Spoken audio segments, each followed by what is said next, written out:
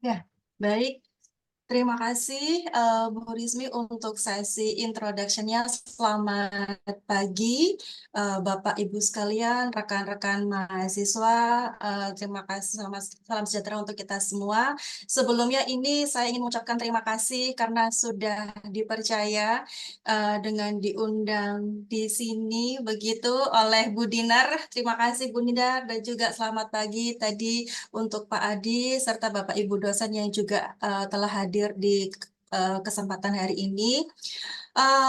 Ya, pada awalnya Bu Dinar menghubungi itu untuk memberikan apa namanya sharing begitu ya terkait dengan kuliah tamu yang ditujukan untuk rekan-rekan adik-adik mahasiswa dari Informatika Universitas Diponegoro.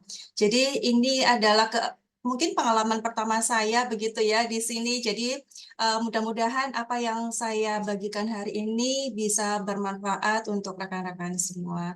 Mohon izin untuk bisa share screen, Bu Rismi. Sebentar. Oke, bisa Bu, sudah bisa. Oke, sebentar saya.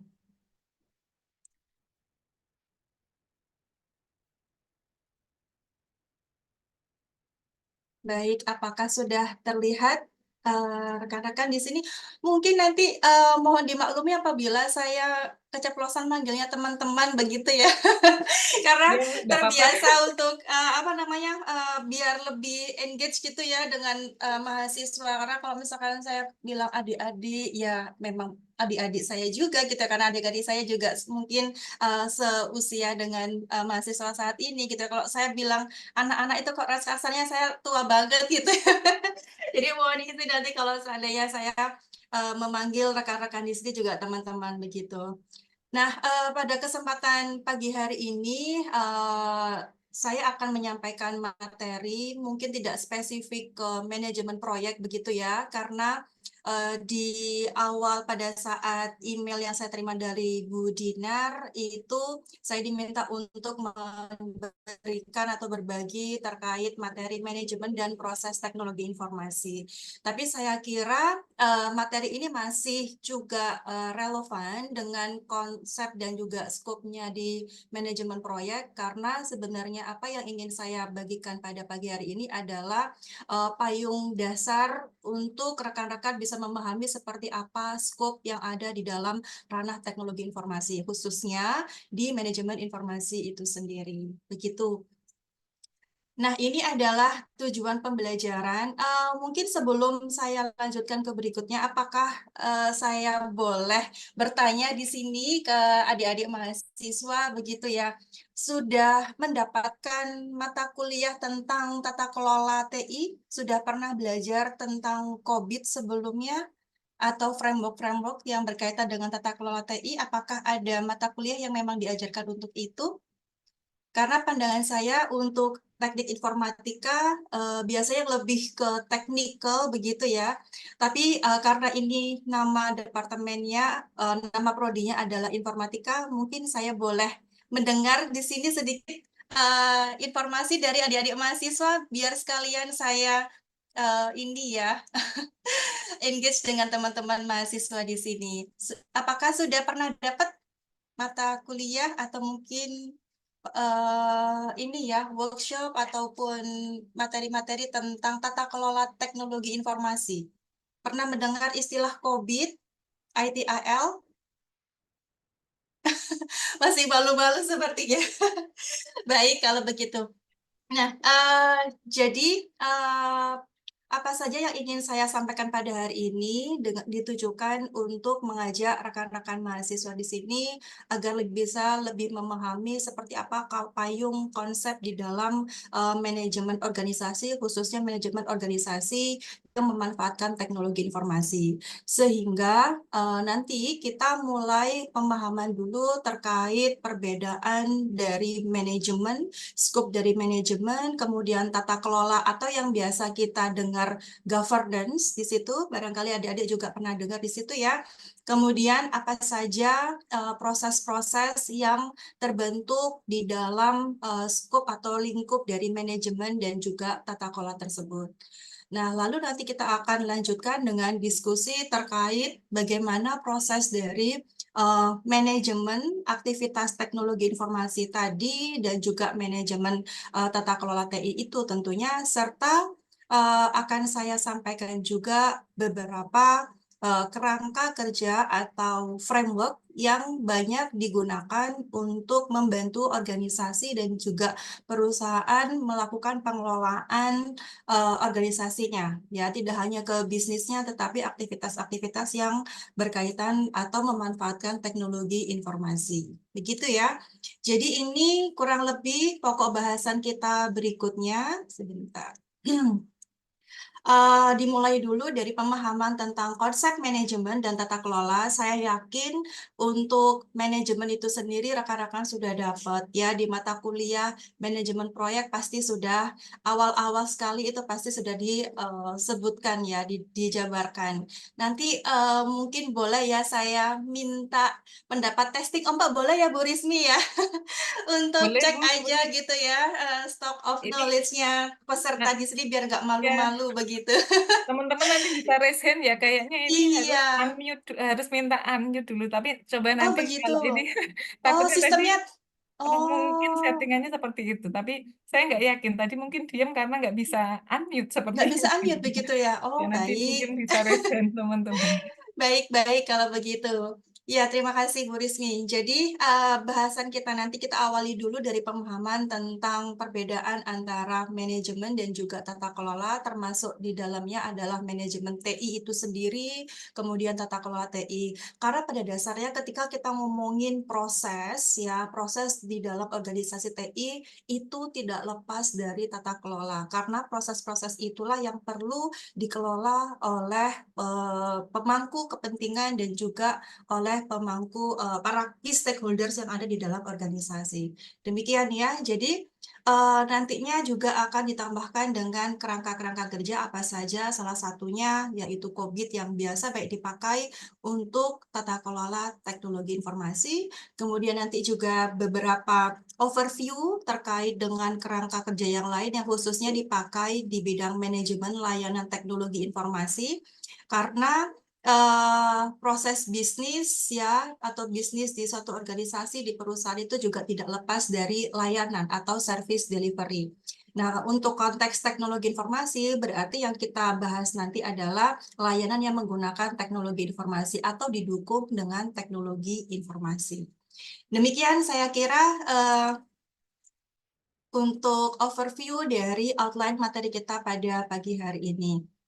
Nah, sebelum saya masuk ke sesi yang lebih inti nantinya untuk materi yang lebih dalam, mungkin saya boleh bertanya di sini gitu ya, ke rekan-rekan di sini, rekan-rekan mahasiswa begitu. Sejauh mana sih peran teknologi informasi yang teman-teman pahami begitu ya untuk mendukung kebutuhan atau tujuan dari perusahaan, tujuan dari organisasi? Apakah saya boleh mendengar satu atau dua pendapat dari rekan-rekan di sini? Boleh nyalakan raise hand-nya begitu. Menurut rekan-rekan gitu ya, seberapa penting teknologi informasi itu mendukung tujuan bisnis? Mungkin bisa diberikan contohnya juga begitu. Dari yang teman-teman bisa gambarkan. Karena sepertinya rekan-rekan peserta dari kuliah tamu ini sudah semester 6 ya. Jadi bayangannya itu rekan-rekan sudah punya gambaran dari 6 semester yang berjalan itu sudah banyak banget informasi-informasi yang didapatkan. Boleh saya mendengar satu atau dua pendapat dari teman-teman mahasiswa di sini? Contohnya boleh aktifkan raise hand. Apakah berkenan? Ayo teman-teman, wah malu-malu ini.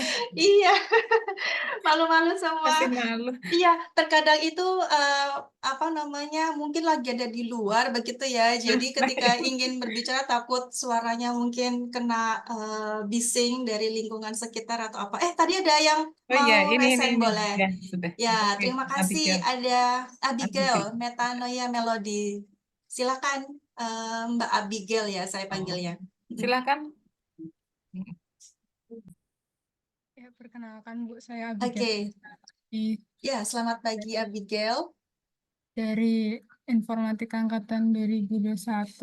Tadi untuk pertanyaannya, ini ya, Seberapa penting? berapa Ya, penting ya? Pastinya penting banget karena eh, teknologi informasi ini dapat meningkatkan efisiensi dari operasional bisnis sendiri, kemudian juga oke, eh, memudahkan bagi organisasi bisnis untuk mengambil keputusan berdasarkan data-data yang ada, terus adanya juga bantuan dari teknologi informasi untuk melakukan inovasi produk dan juga layanan. Untuk oke. contoh-contohnya mungkin kayak penggunaan machine learning, terus teknologi AI dan sebagainya, gitu Bu. Ya, terima kasih. Sangat menarik yang disampaikan oleh Mbak Abigail ya terkait dengan efisiensi, kemudian membantu mempercepat dari pengambilan keputusan menggunakan data yang ada gitu ya. Tadi juga ditambahkan contoh teknologi yang bisa dipakai. Terima kasih sekali lagi. Berikutnya mungkin satu lagi dari Mas Aditya Yusuf. Boleh, silakan.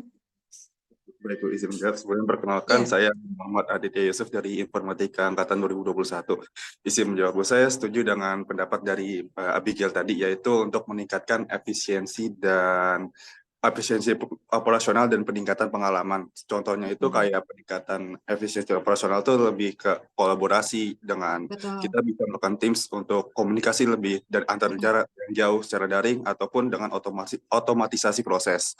Dan juga mungkin yang menurut saya lebih penting yaitu peningkatan customer service atau service dari pengguna tersebut sehingga Oke. kita bisa mempersonalisasi layanannya dan juga untuk meningkatkan pelayanan agar kualitas layanan tersebut lebih baik. Dengan contoh, kayak kita mempersonalisasi layanan itu menggunakan machine learning untuk merekomendasi produk-produk seperti contoh ada di Tokopedia kan kita ketika kita buka aplikasi itu ada rekomendasi produk yang kita suka atau telah kita kunjungi sebelumnya. Gitu, Bu.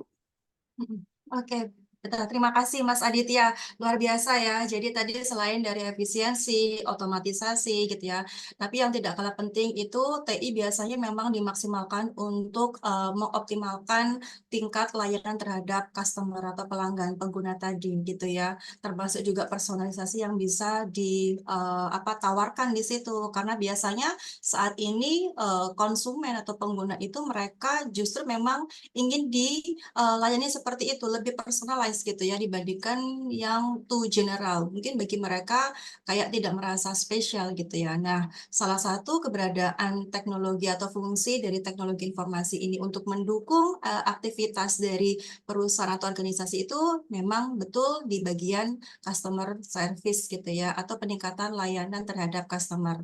Makanya nanti di dalam bahasan kita nanti kita juga sempat singgung terkait dengan layanan bagaimana perusahaan itu atau pentingnya melakukan manajemen layanan teknologi informasi. Nah, seperti yang sudah kita dengar dari rekan-rekan tadi dari Abigail maupun dari Mas Aditya Yusuf gitu ya, kita udah paham betul bahwa teknologi itu memang sudah tidak lepas dari kehidupan kita, tidak terlepas juga dari organisasi gitu ya.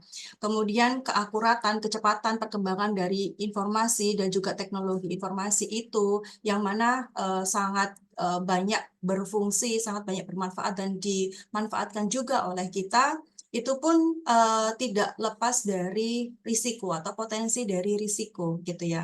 Selain dari risiko, pertimbangan yang lain adalah konsiderasi atau pertimbangan terkait investasi. Karena saat ini kita juga menghadapi banyak banget ya jenis-jenis teknologi, perkembangan dari teknologi, apalagi yang dikembangkan sangat cepat oleh negara-negara maju di situ, dan itu ketika dia mulai dipenetrasikan ke negara-negara yang berkembang atau mungkin sedang berkembang, luar biasa respons dan juga kebutuhan untuk adaptasinya gitu ya. Tidak hanya adaptasi, mungkin juga sekalian adopsi gitu ya.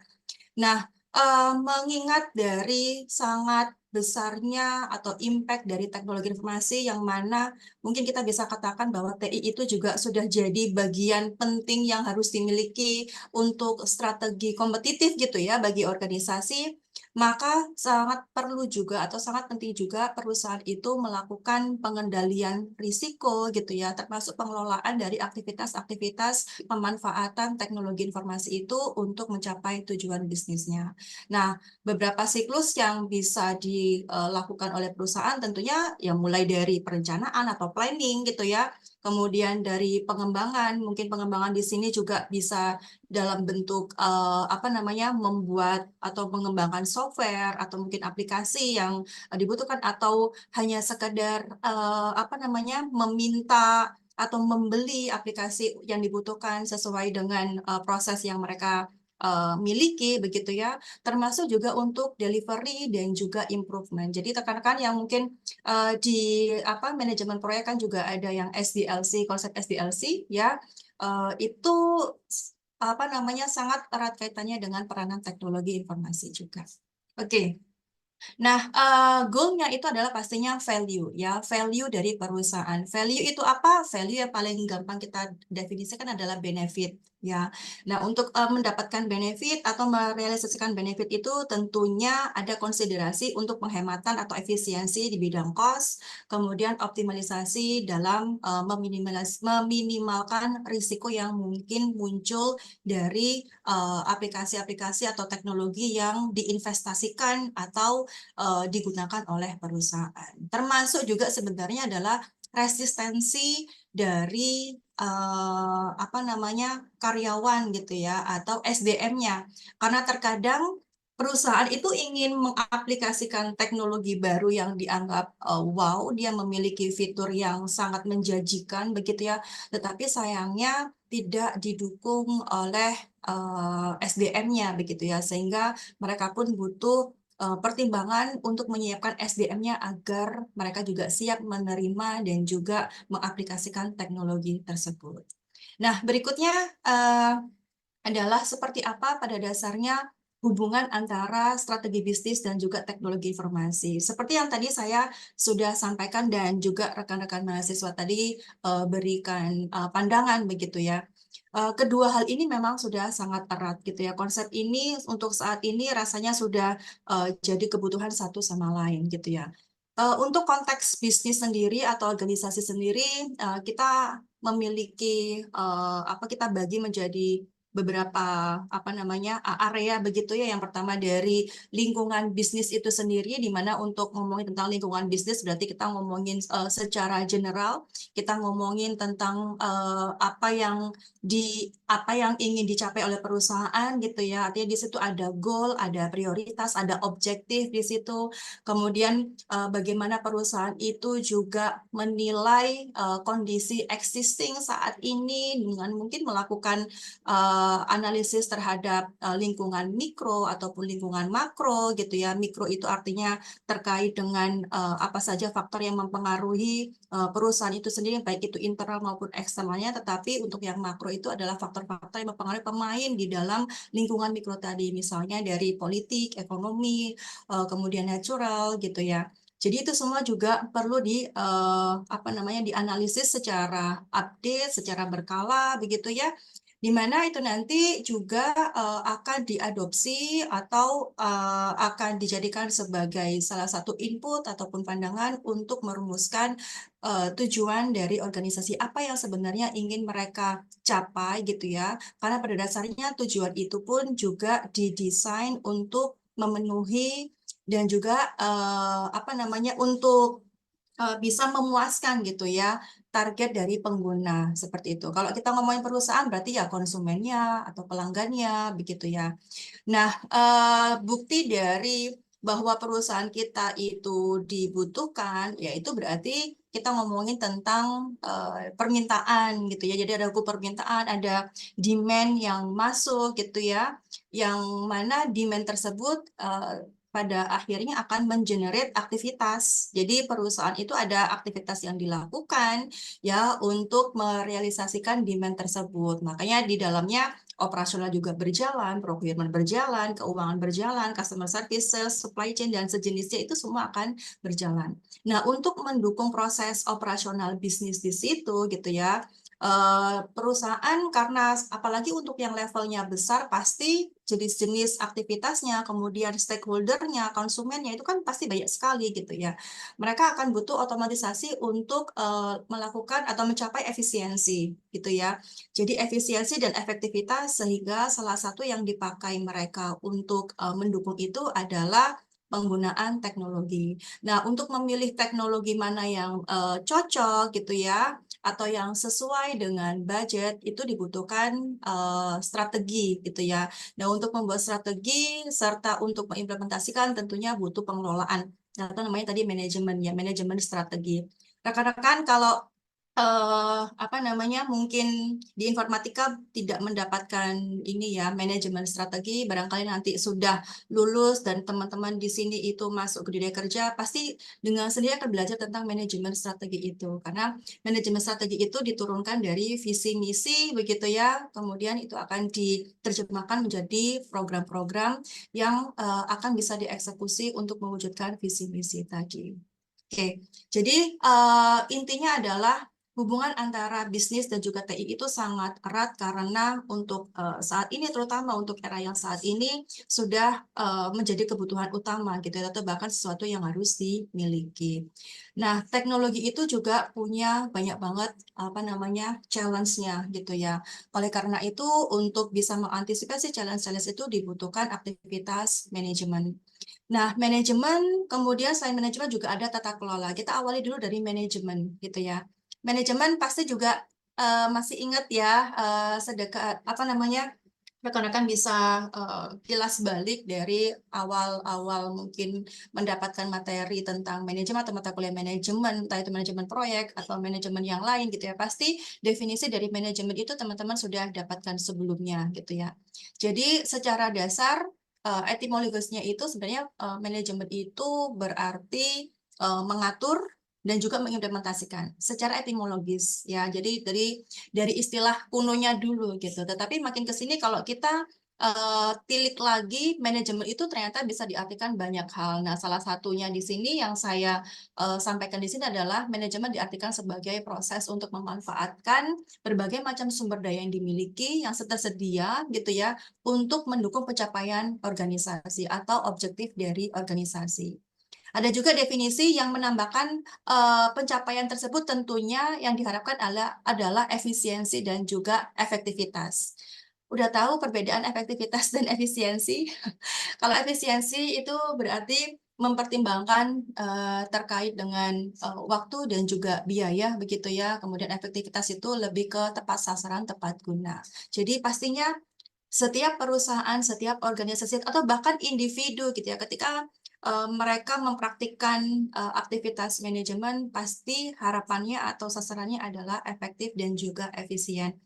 Mahasiswa misalnya gitu ya, mungkin saya kasih contoh di sini, teman-teman mahasiswa diberikan uang saku, jatah uang saku dari orang tua gitu ya.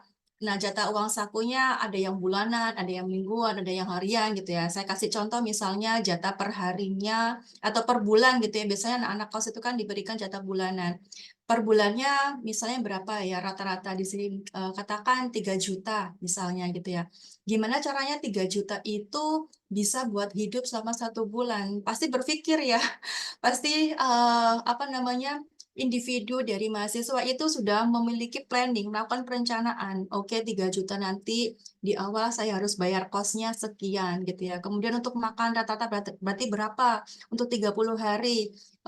Misalnya kosnya tadi berapa 500.000 atau nggak ada yang mungkin 1 juta gitu ya. Sisanya 2 juta untuk makan dan untuk kebutuhan yang lain.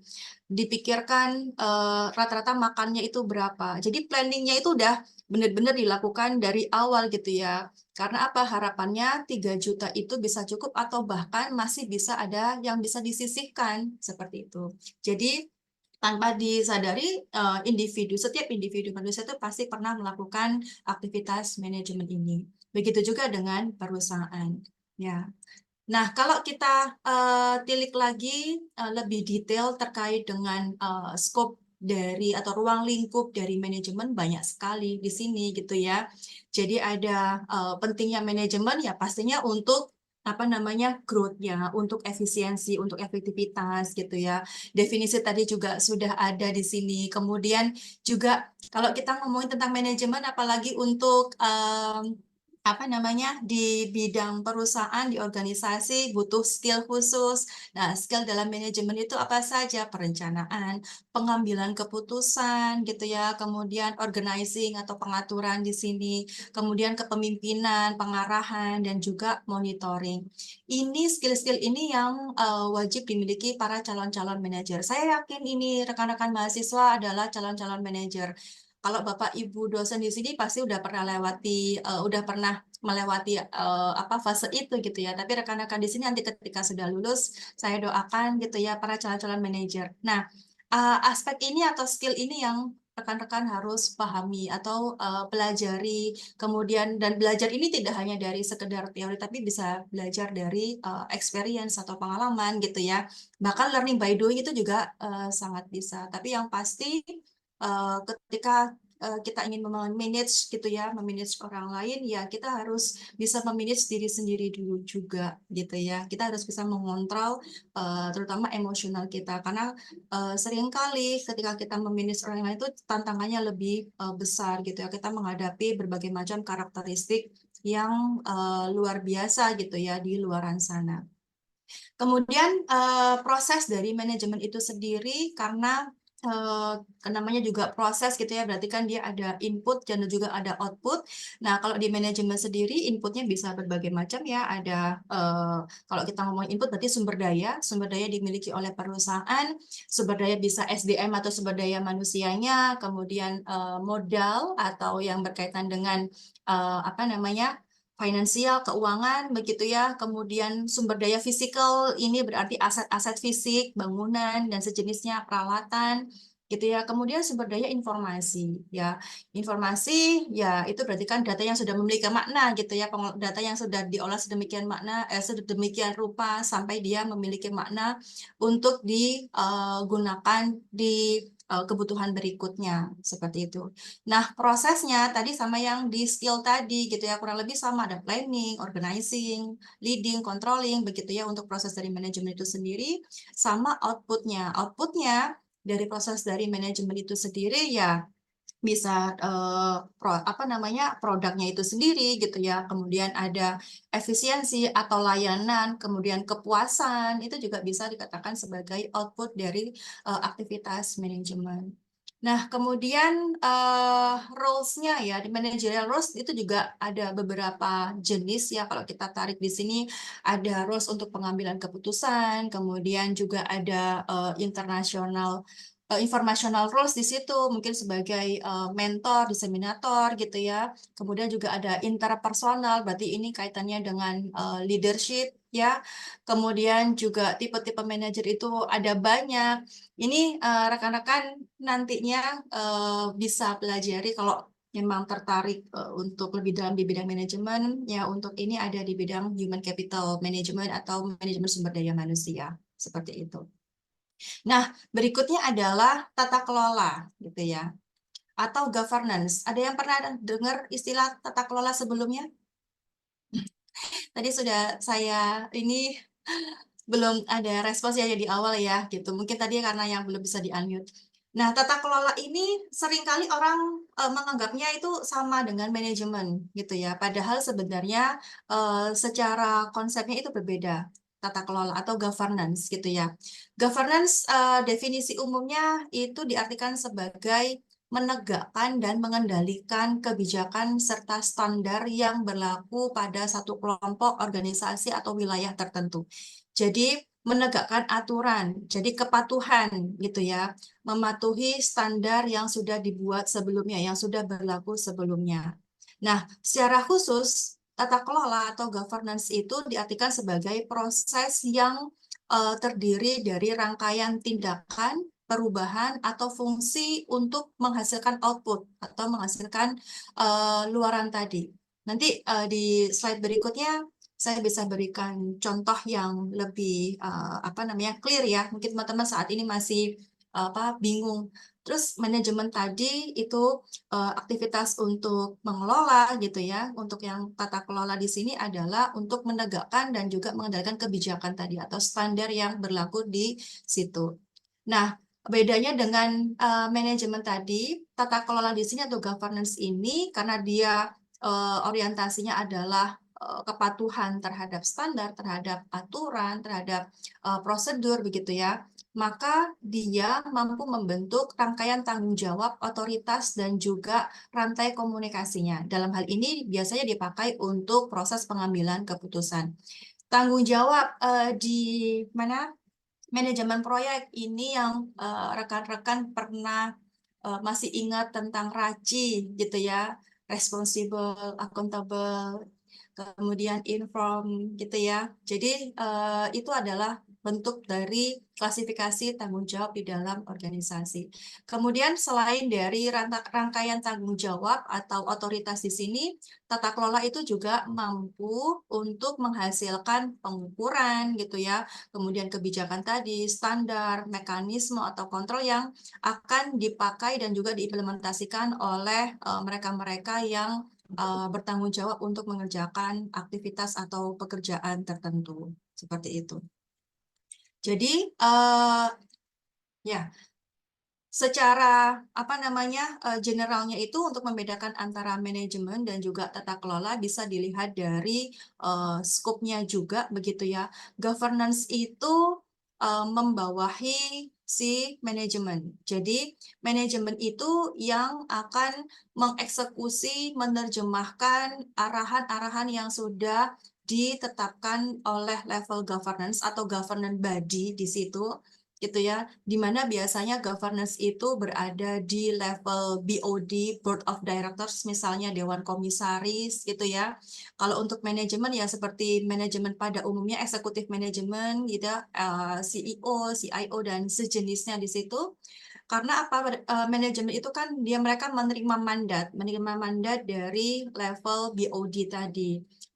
Di mana BOD itu sudah mencoba untuk men-set atau menentukan visi misi perusahaan, kemudian juga goal, objektif yang ingin dicapai gitu ya. Dan bagaimana untuk bisa mencapai itu yang akan dititahkan gitu ya kepada jajaran manajemen. Sehingga manajemen di sini perlu untuk mengikuti arahan-arahan yang sudah ditentukan oleh jajaran director tadi atau BOD tadi, seperti itu.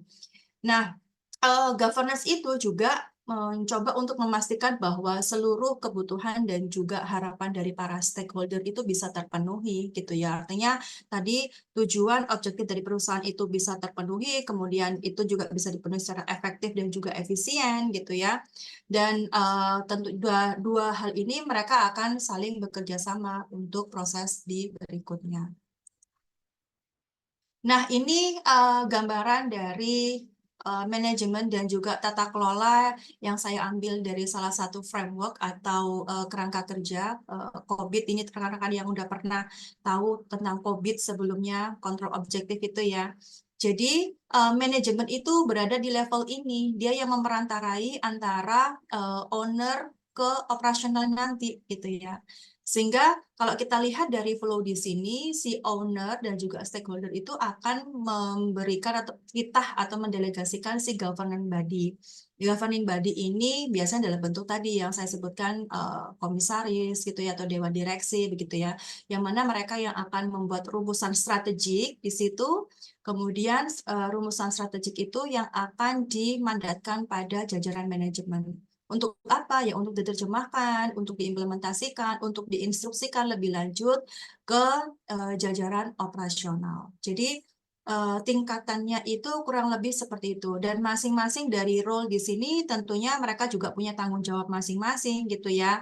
Di mana dari bidang eksekutor atau operasional itu wajib melaporkan pada jajaran manajemen, manajemen pun juga perlu melaporkan pada jajaran tata kelola tadi ya, governing body, misalnya di sini adalah yang dewan direksi dan juga komisaris begitu, dan dewan direksi komisaris pun juga akan bertanggung jawab pada si owner dari organisasi atau perusahaan.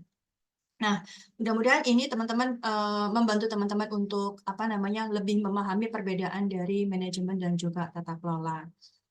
Nah, ini yang tambahannya juga ya, governance management memang berbeda dari sisi pelaku dan penanggung jawabnya tadi gitu ya, termasuk juga aktivitas yang dia harus lakukan. Ini seperti yang tadi saya sebutkan. Nah, selain itu juga tadi si governance memastikan tadi ya. Nah, governance itu biasanya diambil dari BOD, kemudian manajemen itu yang akan melaksanakan arahan dari BOD. Seperti yang tadi saya sampaikan gitu ya. Tujuannya apa? Manajemen nanti akan mempertanggungjawabkan gitu ya bagaimana tugas-tugas itu atau arahan itu direalisasikan gitu ya, sehingga pada akhirnya aktivitas proses bisnis yang ada di perusahaan itu bisa selaras dengan apa yang ingin dicapai oleh perusahaan. Kalaupun ada yang ternyata tidak sesuai dengan target, itu sangat wajar gitu ya, karena tidak ada satupun bisnis itu yang menjamin selalu smooth, selalu berhasil begitu ya. Maka dari itu dibutuhkan evaluasi. Nah, evaluasi itu juga dilakukan oleh jajaran governance tadi gitu ya. Karena apa? Karena kan mereka juga perlu untuk memastikan everything's fine, everything's on the track gitu ya. Dan mereka juga menargetkan bahwa seluruh kepentingan atau harapan, kebutuhan dari para pemangku kepentingan itu bisa terpenuhi. Sehingga kolaborasi antara manajemen dan juga governance itu sangat dibutuhkan sekali gitu ya. Oke, kemudian berikutnya adalah tata kelola atau kita ngomongin tentang, tadi kita udah ngomongin tentang manajemen dan juga governance secara general, sekarang adalah kita ngomongin tentang tata kelola yang berbasis TI. Nanti setelah tata kelola TI, kita ngomongin tentang manajemen TI gitu ya. Nah, tata kelola TI itu diartikan sebagai fungsi untuk memantau, ya, mengevaluasi, mengelola, serta mengarahkan orang, proses, dan teknologi untuk memastikan bahwa teknologi yang dipakai, yang diinvestasikan itu mampu memberikan nilai tambah atau value added bagi para stakeholder dalam perusahaan, gitu ya. Jadi, sesuai dengan definisinya tadi gitu ya, bahwa tata kelola itu memang ditujukan untuk memastikan bahwa semua aktivitas itu bisa selaras dengan tujuan bisnis gitu ya, termasuk juga peranan TI. Artinya aktivitas yang memanfaatkan teknologi informasi itu mampu untuk merealisasikan tujuan TI dan juga tujuan enterprise yang sudah ditetapkan sebelumnya. Di dalam kerangka kerja COVID itu ada dibagi menjadi dua, yaitu enterprise goal dan juga IT goal-nya gitu ya. Jadi dari tujuan organisasi, tujuan perusahaan secara general itu akan diturunkan menjadi tujuan TI. Artinya lebih dispesifikkan kebutuhan TI apa yang bisa diaplikasikan gitu ya, atau bisa diusulkan untuk mendukung dari tujuan organisasi tadi gitu ya. Dan tentunya itu prosesnya memang tidak mudah gitu ya. Ada proses berjenjang yang harus dilakukan di sana. Nah, selain itu, tata kelola ini juga ditujukan untuk ini ya, optimalisasi dari value ya, atau di sini ada yang namanya 5 prinsip dalam tata kelola TI, ada value delivery, ada risk management, ada resource management, performance measurement, dan juga strategic alignment. Nah, value delivery namanya juga nilai gitu ya. Pasti asumsinya nilai di sini adalah sesuatu yang sifatnya adalah positif gitu ya, atau benefit yang bisa ditawarkan. Value delivery ini bisa berupa benefit realization, ya, dalam benefit dalam arti sesungguhnya, kemudian pengoptimalan proses untuk manajemen risiko atau antisipasi risiko di situ, atau tindakan terhadap risiko, serta pengoptimalan resource atau sumber daya yang dimiliki gitu ya. Nah, keseluruhan itu tentunya harus selaras juga dengan level strategik. Jadi strategi-strategi yang tadi sudah diarahkan oleh si BOD tadi gitu ya. Jadi itu adalah proses tata kelola, bagaimana memastikan bahwa semua aktivitas teknologi yang memanfaatkan teknologi informasi itu bisa selaras untuk menunjang dan juga mendukung tujuan dari perusahaan begitu. Nah, apa saja manfaat dari tata kelola TI atau melakukan tata kelola TI? Tentunya seperti yang tadi juga sempat disinggung gitu ya. Ada penyelesaian strategis yang harus dihasilkan gitu ya, di mana strategic alignment atau penyelesaian strategis itu akan mampu membawa atau membantu perusahaan mencapai tingkat kepuasan yang tinggi, khususnya bagi mitra bisnisnya. Tidak hanya mitra bisnis, ini juga bisa berasal dari konsumennya atau pelanggannya, begitu ya. Nah, selain itu, tata kelola TI atau IT governance juga bisa membantu untuk meningkatkan value delivery tadi, gitu ya, yang mengoptimalkan ke berbagai macam scope tadi ya, risk optimization, resource optimization, kemudian benefit realization tadi, gitu ya. Karena apa? Karena sudah terbantu pada saat meningkatkan prioritas proyek tadi.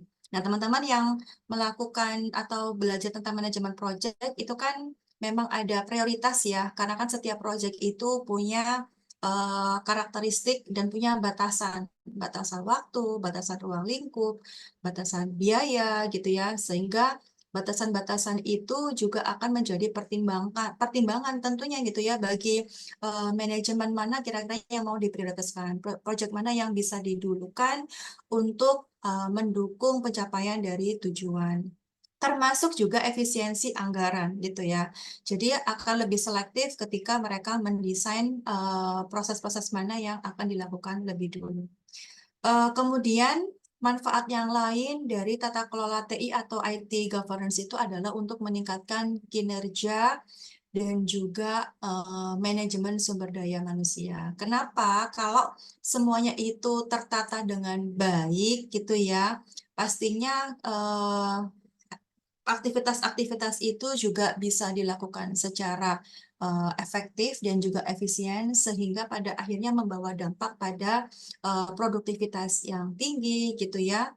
Kemudian juga dengan produktivitas yang tinggi itu pada akhirnya juga merasa bahwa oh investasi TI ini memang tidak sia-sia gitu ya. Saya mahal-mahal untuk membeli teknologi untuk mendukung satu proses ini nggak sia-sia karena apa? Karena dia terbukti bisa meningkatkan produktivitas, mungkin membantu untuk menghasilkan produk yang lebih banyak, untuk mempercepat respons misalnya, atau untuk membantu apa namanya proses bekerja dari masing-masing individu itu lebih cepat sehingga manfaatnya baik itu tangible maupun intangible atau benefit tangible benefit maupun intangible benefit itu juga bisa tercapai.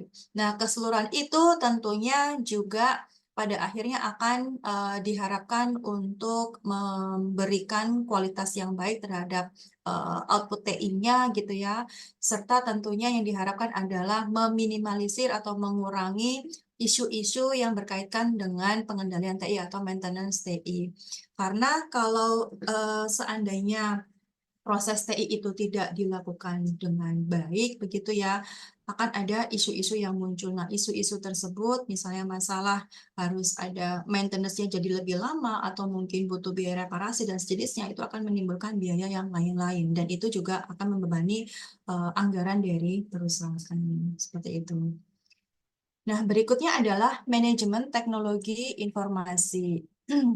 Untuk manajemen teknologi informasi, kalau tadi yang definisi dari tata kelola TI-nya atau governance, sekarang adalah manajemen teknologi informasi. Sama seperti definisi sebelumnya gitu ya, hanya saja kita tambahkan ada aspek teknologi informasinya gitu ya. Jadi manajemen TI ini berfokus pada orang-orang atau sumber daya manusianya. Karena apa? Karena mereka sebagai aktor atau pelaku dalam proses yang berkaitan dengan TI-nya gitu. Jadi bagaimana memastikan bahwa pelaku-pelaku ini itu sudah melakukan atau mengerjakan aktivitasnya atau tugasnya dengan efektif dan efisien, itu adalah tugas dari manajemen teknologi informasi atau aktivitas tujuan dari manajemen teknologi informasi. Nah, salah satu komponen kunci dalam manajemen TI itu adalah di awal membantu memberikan deskripsi kebutuhan apa yang dibutuhkan untuk operasional gitu ya. Misalnya butuh perangkat apa atau mungkin butuh entah itu butuh software atau butuh hardware, butuh jaringan, dukungan apa gitu ya. Jadi mereka akan melakukan brainstorming gitu ya, atau mungkin menanyakan kepada mereka-mereka yang berada di level operasional gitu ya, apa kendalanya, apa yang diharapkan sama mereka gitu ya untuk mempercepat atau memperbaiki kinerja dari operasional. Nah, di situ mereka akan mendapatkan insight atau input gitu ya. Oh, ini dirasa lambat gitu ya, karena mungkin jarang di maintenance atau perlu maintenance lagi, atau ini tidak bisa, ini terlalu manual, butuh otomatisasi. Nah, untuk otomatisasi itu butuh teknologi khusus gitu ya, teknologi yang seperti apa yang mereka harapkan. Nah, semua itu nantinya akan dipakai ketika merumuskan strategi tadi gitu ya. Hal apa sih yang bisa dibuat atau dipropose gitu ya untuk direalisasikan dalam bentuk investasi teknologi. Kemudian di dalam manajemen teknologi informasi ini juga melibatkan aktivitas seperti instalasi tadi ya, instalasi perangkat atau update perangkat gitu ya. Kemudian juga melakukan maintenance gitu ya, atau bahkan juga terkait dengan pengembangan protokol terkait keamanan dan juga koordinasi dari support ya, technical support. Karena ketika perusahaan sudah menggunakan atau memanfaatkan TI itu kan berarti dia udah harus siap untuk melakukan pelatihan, siap untuk melakukan maintenance, siap untuk mengantisipasi apabila terjadi problem gitu ya. Nah, seperti apa saja yang harus dilakukan? Semua itu perlu untuk didefinisikan di awal. Nah, salah satu contoh dari proses dari manajemen teknologi informasi atau MTI itu sendiri adalah seperti ini gambarannya gitu ya, atau flow dari manajemen TI, proses manajemen TI. Diawali dulu dari assess atau menilai di sini. Nah, untuk yang assess ini berarti tindakan yang dilakukan adalah melakukan penilaian untuk menentukan kebutuhan apa, permasalahan bisnis apa yang sedang dihadapi atau yang dimiliki gitu ya. Kemudian bagaimana kompetensi yang dimiliki oleh organisasi, kemampuan apa saja, dan sejenisnya. Termasuk di situ juga kemampuan dana atau modal finansial gitu ya. Lalu budayanya itu semua dievaluasi, semua diidentifikasi. Nah, di level assess atau menilai ini sangat direkomendasikan untuk dibuat seobjektif mungkin. Jadi tidak dilebih-lebihkan. Karena apa? Karena ini kan dipakai sebagai input untuk melakukan perencanaan improvement berikutnya, begitu ya. Jadi hasil dari assessment ini dipakai sebagai input, sebagai pertimbangan untuk menyusun perencanaan, baik itu perencanaan yang jangka pendek gitu ya, ataupun untuk perencanaan jangka panjang. Sehingga dalam perencanaan ini pun perusahaan juga sudah men-set nih milestone-milestone-nya gitu ya, atau goal-goal yang akan dicapai. Nah, untuk goal ini biasanya kita gambarkan dengan key goal indicator atau key performance indicator gitu ya, itu sudah ditetapkan. Assess ini juga dipakai untuk manajemen strategi tadi gitu ya, karena untuk membuat strategi tadi kan dibutuhkan perencanaan yang cukup matang, termasuk juga di sana melihat kondisi eksternal ya, seperti apa seluk-beluk kompetitor misalnya, kemudian faktor politik, faktor ekonomi, dan lain-lain. Kemudian dari plan atau perencanaan itu pada akhirnya akan dilakukan proyek dan juga proses, yaitu menyelesaikan proyek ya secara tepat waktu tentunya, atau secara sukses atau berhasil dalam menyelesaikan proyek itu menjadi kunci dari kredibilitas organisasi. Benar ya, rekan-rekan yang belajar tentang manajemen proyek itu kan pasti targetnya adalah sesuai dengan yang dijanjikan di awal, agreement di awal gitu ya. Nah, ketika agreement tadi atau perjanjian di awal, kesepakatan di awal itu tidak bisa dipenuhi, bayangkan pasti klien akan kecewa gitu ya, akan ada komplain dan sejenisnya.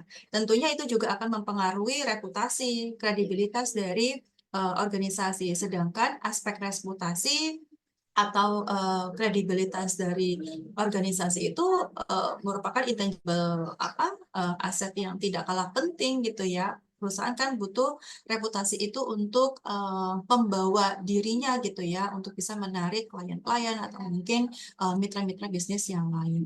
Kemudian dari project dan juga proses tadi itu maka diperlukan juga untuk membentuk organisasi yang pas ya, organisasi yang pas, di mana di dalamnya apabila sudah punya anggota atau mungkin karyawan SDM di situ, selain menentukan struktur organisasi yang pas tadi, itu juga dibutuhkan motivasi ya, memfasilitasi pengembangan skill mereka atau upgrading skill mereka gitu ya, agar mereka bisa memberikan performa yang optimal, agar mereka bisa lebih engage dengan perusahaan, agar mereka bisa lebih bangga dengan perusahaan dan mereka memiliki jiwa kepemilikan perusahaan yang tinggi juga gitu ya, atas kerjanya jadi lebih tinggi. Lalu dari organisasi itu tentunya juga dibutuhkan fokus gitu ya, di mana segala aspek perusahaan atau organisasi itu membutuhkan fokus yang jelas. Mungkin mulai dari fokus yang di level individu atau mungkin karyawan gitu ya, sampai ke level yang organisasi secara keseluruhan. Jadi fokus ini juga bisa dijabarkan gitu ya, nanti diturunkan dari masing-masing KPI tadi, penugasan gitu ya. Kalau setiap individu itu kan pasti punya job desk-nya gitu ya, tanggung jawab, haknya itu seperti apa gitu ya, sehingga mereka bekerjanya pun juga dalam lingkup apa yang memang sudah ditegaskan ke mereka. Kemudian aspek finansial dan juga aset ini juga perlu dipertimbangkan karena berkaitan dengan budgeting ya. Nah, untuk membuat aset, untuk menambah aset atau maintenance aset itu kan butuh budgeting tersendiri atau anggaran sendiri.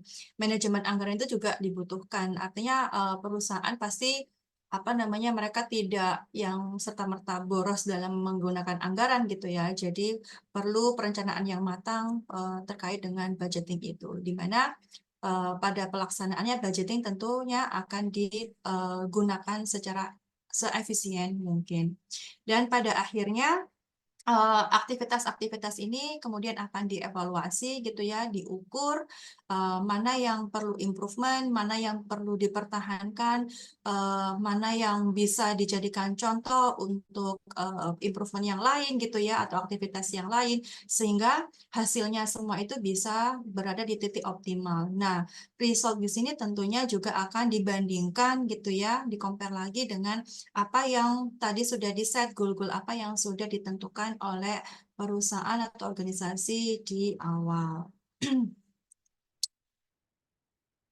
Nah, kalau kita kaitkan antara tata kelola, manajemen TI, dan juga bisnis, kurang lebih seperti ini ya di gambaran ini. Jadi, seperti tadi urutannya gitu ya, berawal dari strategi atau bisnis goal ya, tujuan dan juga strategi dari bisnis organisasi itu yang akan mendrive aktivitas governance yang membuat prosedur, komitmen gitu ya.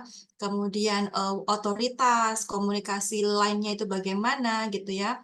Yang mana desain dari governance tadi itu akan diarahkan atau dititahkan kepada jajaran manajemen tadi atau manajemen TI lah di sini. Nah, kita lihat di sini dari IT governance yang di dalamnya itu memuat tentang keputusan, kemudian juga pengendalian, pengukuran untuk evaluasi, itu akan dilakukan oleh struktur manajemen yang akan memutuskan gitu ya, mereka yang akan menentukan, menerjemahkan gitu ya dalam bentuk program-program yang executable atau yang bisa dijalankan, proses yang bisa dieksekusi oleh jajaran yang ada di operasional tadi. Nah, selebihnya untuk mendukung aktivitas itu pastinya dibutuhkan resource ya, entah itu resource SDM, kemudian finansial, mungkin physical resource juga, kemudian physical resource di sini juga bisa berupa IT gitu ya, atau berupa teknologi, itu dikelola sedemikian rupa ya, dikelola sedemikian rupa untuk bisa menghasilkan result atau luaran yang sesuai dengan harapan. Dan untuk melakukan ini semua tentunya dibutuhkan proses kontrol ya, bisa kebijakan, SOP, aturan gitu ya, agar semuanya bisa berjalan sesuai dengan track-nya. Nah, salah satu indikator yang bisa dipakai juga untuk tolak ukur pengukuran di sini ya KPI tadi ya, Key Performance Indicator. Kalau teman-teman pernah dengar, setiap tugas itu pasti memiliki KPI gitu ya. Misalnya nih Bapak Ibu dosen di sini gitu ya, setiap semester itu pasti perlu melaporkan kinerja mereka. Nah, kinerja itu sudah ada apa indikatornya. Misalnya mengajar minimal 6 SKS satu semester atau 9 SKS minimal gitu ya. Apakah itu sudah dilakukan atau belum? Kemudian misalnya melakukan kegiatan pengabdian masyarakat minimal 1 kali dalam 1 tahun gitu ya. Nah itu nanti ada bukti-bukti yang harus dilaporkan. Jadi aktivitas-aktivitas itu gunanya adalah untuk menyelaraskan ke semuanya agar bisa berjalan atau selaras dengan apa yang ingin dicapai oleh perusahaan. Kemudian berikutnya tentang definisi proses TI. Proses TI sesuai dengan namanya ya, jadi ada alur kerja atau namanya itu adalah workflow ya. Workflow, kemudian approval atau persetujuan, dan juga aktivitas apapun yang dikelola oleh tim TI. Misalnya, request dari divisi lain untuk apa dibantu atau dibuatkan aplikasi atau teknologi baru gitu ya, atau proses untuk merespons terhadap kejadian komplain misalnya, atau ada isu terkait keamanan dan lain-lain. Banyak sekali ya aktivitasnya, proses-proses yang berkaitan dengan TI. Nanti kita bahas lebih lanjut ya di sini. Nah, seringkali proses itu kategorinya sangat luas gitu ya untuk yang di bisnis tadi. Di bagian finansial aja mereka punya banyak sekali proses-proses yang berkaitan dengan keuangan, audit keuangan gitu ya. Itu juga ada pelaporan keuangan yang menggunakan teknologi, kemudian mungkin juga akuntansi gitu ya. Lalu juga di bagian operasional juga sama, bagian produksi misalnya, bagian pengadaan, itu juga mereka menggunakan teknologi untuk mendukungnya, maka banyak sekali proses-proses yang perlu diantisipasi di sini. Ini sebagai contoh untuk memudahkan rekan-rekan ini membayangkan gitu ya. Jadi ketika kita punya tim penjualan, ya tadi dari sales ya, sales itu meminta bantuan tim TI atau divisi TI itu untuk membuatkan aplikasi atau workflow baru untuk mempermudah mereka menjangkau target audiens atau apa target konsumennya gitu ya. Misalnya mau dibuatkan chatbot misalnya gitu ya, atau situs web atau aplikasi berbasis mobile yang bisa menghubungkan orang luar atau calon konsumen dengan perusahaan seperti itu. Nah, dalam hal ini ketika ada request itu, tim TI tidak hanya sekedar membuatkan saja ya aplikasi atau sistem itu, tetapi mereka pun juga perlu mempertimbangkan aspek keamanannya gitu ya, kredibilitasnya gitu. Sehingga ternyata tanggung jawabnya itu ya cukup besar gitu ya. Tidak lepas dari, oh oke, ini sudah selesai, aplikasinya sudah selesai. Tapi habis itu, apakah aplikasi yang sudah dibuat atau sistem yang sudah dibuat itu sesuai atau mungkin mudah untuk digunakan gitu ya. Jadi akan tetap ada evaluasi, yang mana hasil evaluasinya itu masih perlu untuk direspons oleh tim IT tadi, gitu ya. Sehingga kesemua itu sebenarnya memiliki tujuan untuk mengoptimalkan proses TI yang berlangsung di dalam perusahaan, begitu. Nah, contoh proses TI, beberapa contoh proses TI meskipun tadi kategorinya luas sekali ya kalau kita ngomongin tentang workflow atau alur kerja, kemudian assignment, tugas, atau mungkin fungsi gitu ya. Banyak sekali. Nah, ini contohnya adalah manajemen permintaan layanan TI tadi, gitu ya, atau yang biasa disebut dengan ITSM, IT Service Management MLTI, gitu ya. Kalau rekan-rekan pernah dengar framework ITAL, IT Infrastructure Library, itu yang dipakai untuk sebagai kerangka kerja best practice ya dalam mendesain sebuah service delivery di situ. Nah, untuk aktivitas request terhadap layanan TI, mungkin prosesnya itu kan mulai dari menerima dulu ya, menerima permintaan yang masuk dari semua atau berbagai macam channel yang dimiliki perusahaan. Misalnya di sini mungkin di Undip punya sistem help desk ya untuk Direktorat Teknologi Informasinya gitu ya, di mana help desk itu sudah dirupakan dalam bentuk aplikasi berbasis web mungkin atau mungkin aplikasi berbasis mobile. Seandainya di Civitas Academy gitu ya, entah itu dosen, karyawan misalnya atau mungkin mahasiswa, mereka memiliki isu terkait dengan TI, katakan misalnya tidak bisa login ke email kampus gitu ya, atau tidak bisa login ke platform ITS kelas mungkin e-learningnya gitu ya, yang itu di-develop oleh tim IT, maka mereka akan melaporkan atau melakukan request terhadap problem itu. Nah, itu dikirimkan melalui platform tadi. Ya kan, nah, si laporan tadi itu akan diterima oleh tim IT. Nah, untuk prosedur penerimaan sampai proses untuk merespons dan juga menjawab kembali itu kan butuh desain juga gitu ya. Apakah langsung ataukah harus dibagi-bagi, harus ditentukan prioritasnya dan sejenisnya. Nah, itu banyak dibahas di manajemen layanan TI atau service delivery gitu ya. Jadi mulai dari menerima permintaan masuk gitu ya dari segala macam saluran, dan itu sangat memungkinkan jumlahnya bisa banyak dalam satu waktu atau bahkan mungkin jarang dalam satu waktu gitu ya, dibutuhkan optimasi untuk merespons itu gitu ya. Kemudian menentukan aturan mana atau flow mana gitu ya yang harus diberlakukan sehingga mengantisipasi adanya data yang hilang misalnya, atau mungkin data yang kurang lengkap sehingga mereka bisa mengusulkan prosedur gitu ya atau standarisasi prosedur di sana.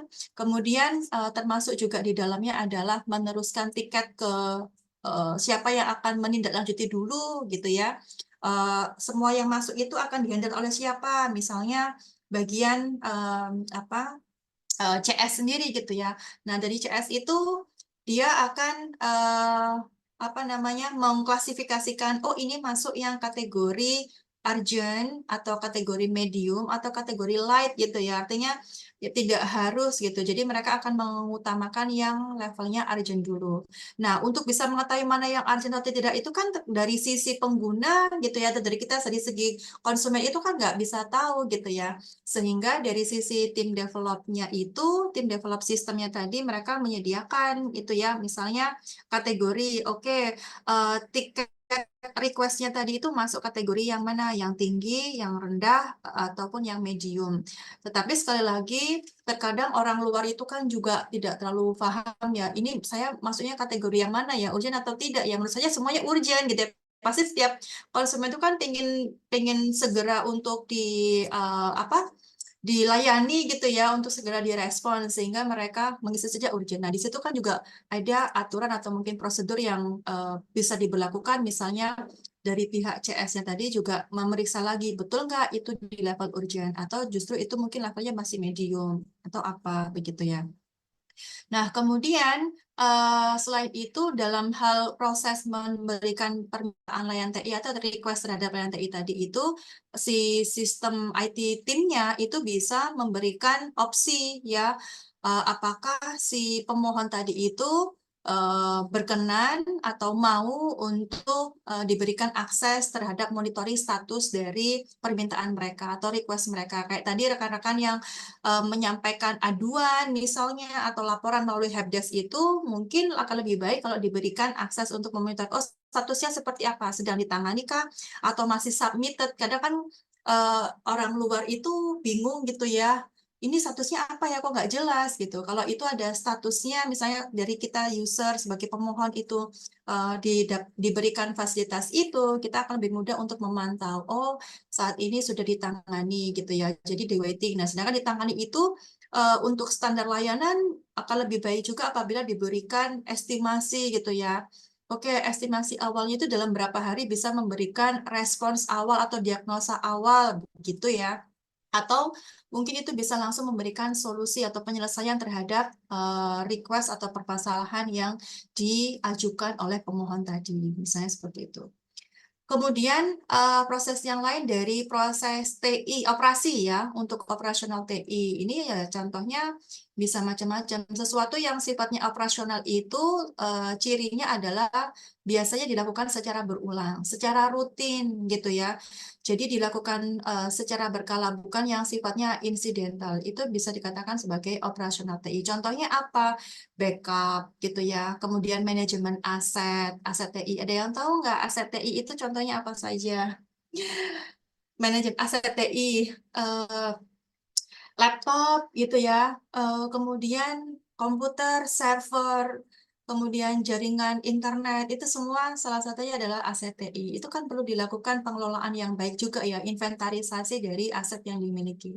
Kemudian backup dan recovery itu juga merupakan tindakan yang dilakukan secara berkala gitu ya, yang berulang-ulang juga. Lalu tindakan untuk pengelolaan risiko, keamanan gitu ya, keamanan risiko, kemudian mungkin data mining, data warehousing, atau bahkan juga misalnya pengembangan web atau software development seperti itu ya. Jadi itu beberapa contoh yang termasuk dalam kategori operasi. Sedangkan untuk yang software development atau pengembangan perangkat lunak itu juga merupakan bagian dari proses TI juga ya, karena biasanya pengembangan perangkat lunak itu banyak di request ya, banyak diminta oleh perusahaan, oleh manajemen juga.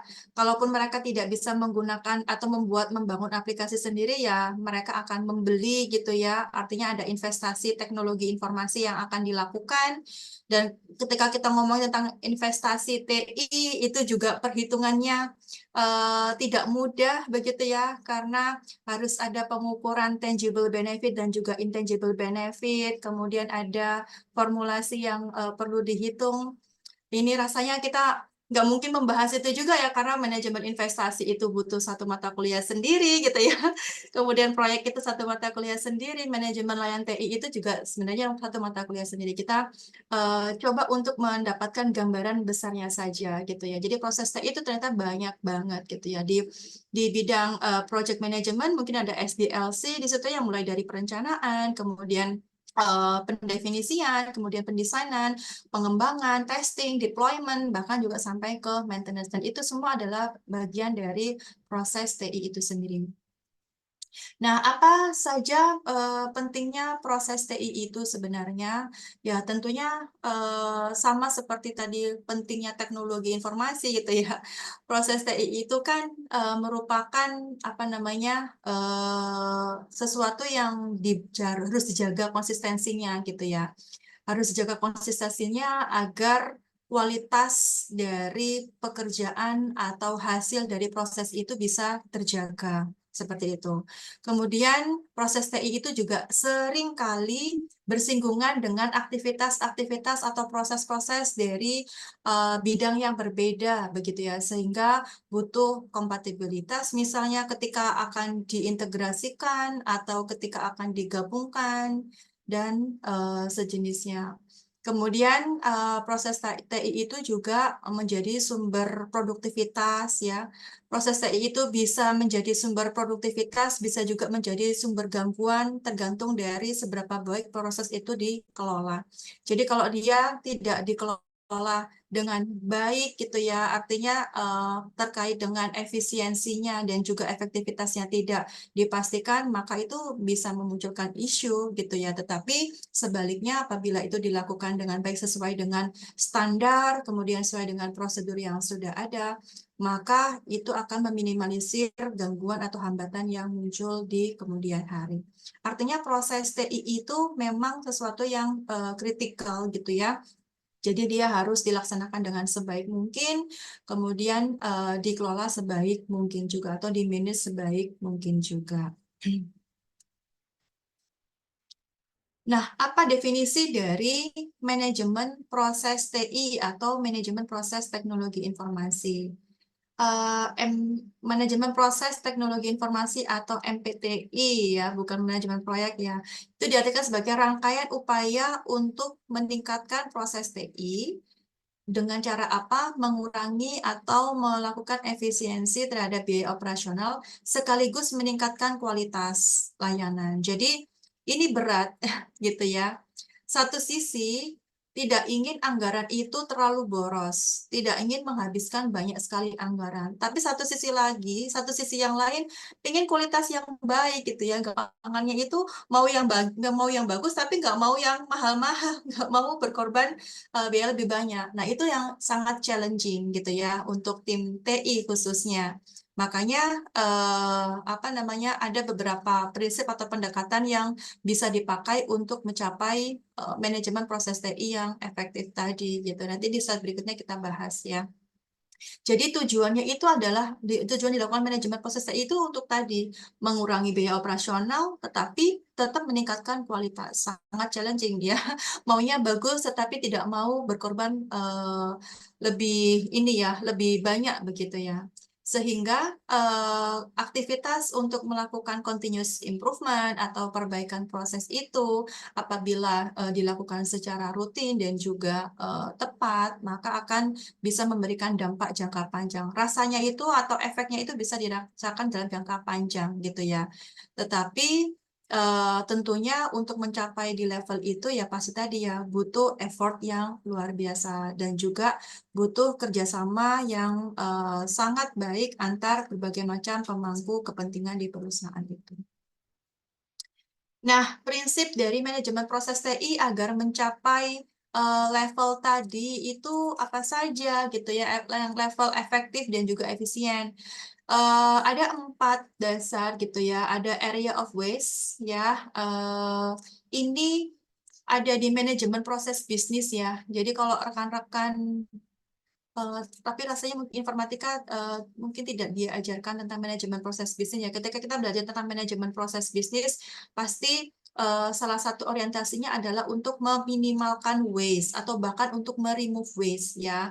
Waste atau sampah atau non-value added things gitu ya, sesuatu yang tidak bernilai itu, misalnya seperti apa dalam organisasi, misalnya ada overproduksi, pasti overproduksi itu nanti dampaknya kan ke biaya juga gitu ya, ke meningkatnya inventory. Nah, overproduksi itu akan nggak banyak ke inventory, belum lagi nanti ada waiting yang mana waiting atau menunggu yang terlalu lama itu juga bisa menghasilkan cost ya, meskipun itu intangible cost, karena bisa saja selama waktu tunggu itu harusnya kita bisa menghasilkan sekian produk, tetapi karena ada isu terkait dengan perangkat teknologi atau apa itu sehingga harus ada waiting di sana. Kemudian motion yang terlalu banyak pun juga bisa berdampak ke waste tadi atau sesuatu yang non value added. Transportasi, rework ya, artinya pekerjaan yang harus diulangi lagi karena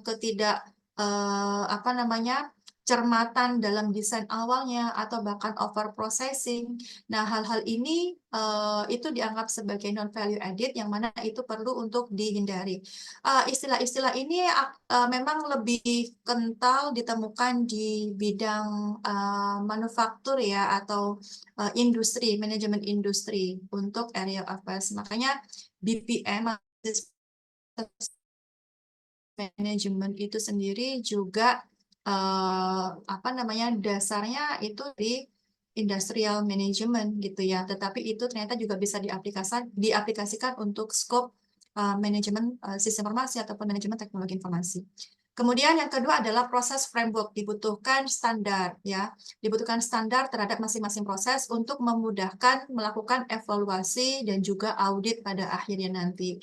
Nah, untuk melakukan standarisasi ini ada beberapa kerangka kerja atau framework ya yang cukup familiar di kita, misalnya tadi seperti yang pernah saya singgung, ITAL, IT Infrastructure Library, biasanya dipakai untuk service delivery atau manajemen layanan berbasis TI, kemudian COBIT, control objektif ini ya, ini dipakai untuk tata kelola TI-nya, kemudian ISO ini juga termasuk standarisasi, ISO ini juga banyak sekali jenisnya ya. Ada yang untuk manajemen risiko, ada yang untuk kualitas produk, ada yang untuk keamanan informasi gitu ya. Kemudian ada capability maturity model. Jadi setelah mengimplementasikan rangkaian proses TI itu juga perlu dievaluasi, diaudit, salah satunya dengan diukur tentang tingkat maturitasnya itu seperti apa begitu ya. Kemudian ada juga kerangka COSO, ini biasa dipakai untuk standarisasi di bidang finansial ya, di bidang accounting dan seterusnya. Ada TOGAF untuk enterprise arsitektur, mungkin teman-teman juga ada dapat ya, dan framework-framework yang lainnya. Banyak sekali framework yang bisa dipakai atau diaplikasikan untuk mendukung manajemen proses TI. Lalu prinsip yang ketiga adalah just enough process, artinya just enough process ini prinsip yang biasa kita gunakan pada saat sudah mengimplementasikan proses ini mungkin gitu ya. Artinya ada prinsip bahwa setiap proses itu dimaksimalkan, diefektifkan gitu ya, agar bisa menghindari over anggaran gitu ya, atau over budget. Lalu IT proses model atau model proses IT tadi, yaitu gambaran ya gabungan dari beberapa framework. Jadi ada yang mewakili tentang continuous improvement, karena continuous improvement itu kan juga dibutuhkan untuk keberlangsungan kualitas dari proses bisnis gitu ya ke depannya. Kemudian juga dari best practice yang bisa diaplikasikan, karena biasanya best practice ini diambil dari pengalaman-pengalaman perusahaan yang sudah berhasil gitu ya, mengaplikasikan duluan. Kemudian ada yang namanya measure dan juga audit. Ini untuk evaluasi tadi ya, sebelum pada akhirnya nanti hasilnya dipakai untuk continuous improvement gitu. Nah, untuk continuous improvement ada beberapa pendekatan yang dipakai, misalnya Six Sigma atau Five Sigma, tapi yang lebih terkenal itu Six Sigma, Lean ya, konsep Lean manufaktur. Kemudian untuk yang measure tadi ada COBIT atau COSO, berisi tentang beberapa indikator atau kontrol ya, kontrol objektif yang bisa dipakai atau dianalisis lebih lanjut, diinvestigasi lebih lanjut. Oke, next adalah bagaimana untuk memanage ya, untuk mengendalikan dan juga meningkatkan IT proses tadi. Yang pertama adalah fokus on low code. Maksudnya di sini itu adalah memang direkomendasikan tidak terlalu kompleks untuk pengembangan ininya ya, terutama untuk konteksnya pengembangan sistem ya gitu. Jadi sistem itu kalau dibuat sesederhana mungkin itu akan lebih baik. Karena apa? Karena biar mereka itu bisa mudah untuk di-custom oleh yang lain. Kemudian standarisasi proses ini juga sama, dia dipakai untuk memudahkan evaluasi gitu ya, untuk menjaga kualitasnya juga gitu ya, kualitas dari produk atau luar yang dihasilkan tentunya gitu ya. Kemudian centralized intake dan juga request, ini berarti tadi memusatkan semua request permintaan yang terkait dengan teknologi informasi atau layanan TI, jadi satu portal saja biar lebih mudah untuk mengkategorisasikan, memanage gitu ya, mengelola. Sehingga dari tim TI-nya itu juga mudah untuk membagi-bagi responsnya. Nah, sentralisasi ini bisa dengan melakukan standarisasi alurnya, prosedurnya gitu ya, misalnya formnya itu harus seperti apa, kemudian nanti untuk flow dari atau routing dari respons terhadap permintaan yang masuk itu siapa dulu gitu ya, untuk kategori ini akan diarahkan ke siapa dan sejenisnya. Kemudian di soft silos itu artinya ya, silo ini seringkali memang masih muncul gitu ya, terlepas dari ada sisi positif dan juga negatifnya.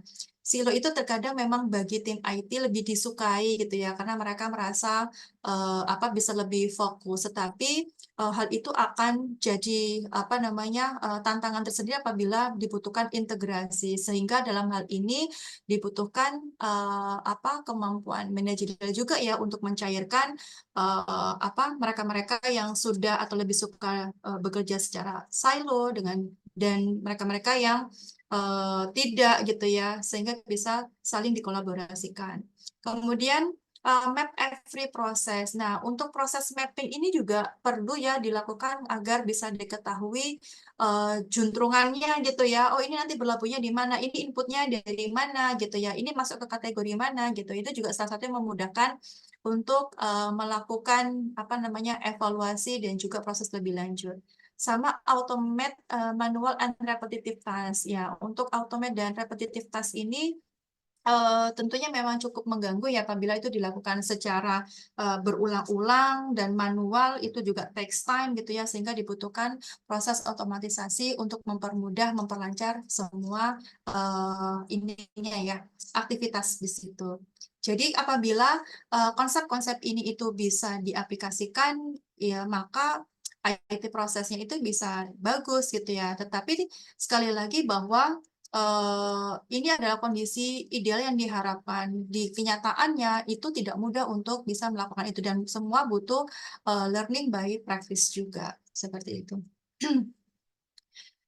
Nah, kerangka-kerangka apa saja yang banyak dipakai atau framework apa saja banyak dipakai untuk teknologi informasi ini ya. Ini ada tinggal beberapa slide lagi.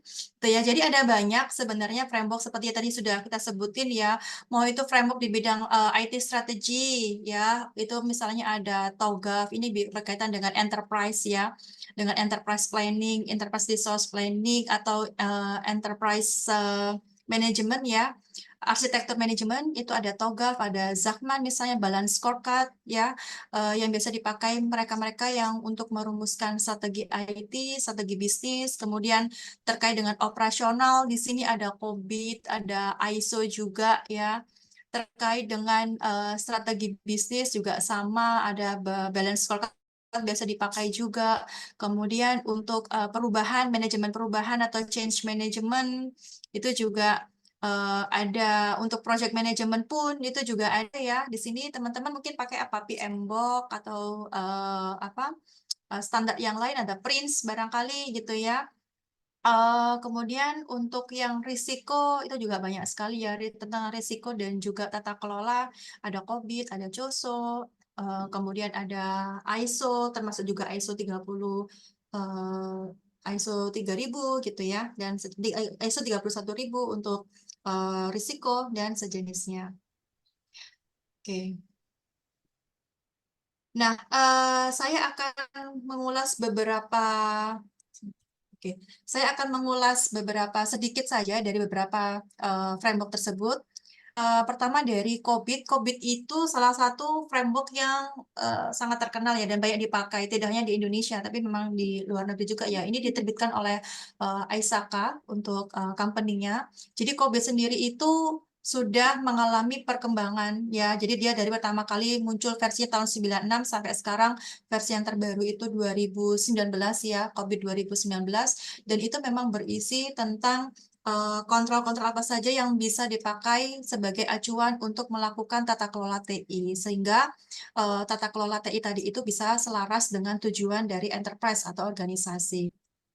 Nah, ini pada dasarnya prinsip dari COBIT itu. Jadi dia mencoba untuk menyelaraskan antara kebutuhan bisnis, tujuan bisnis dengan tujuan IT dalam mempertimbangkan sumber daya yang dimiliki gitu ya, atau sumber daya IT yang dimiliki.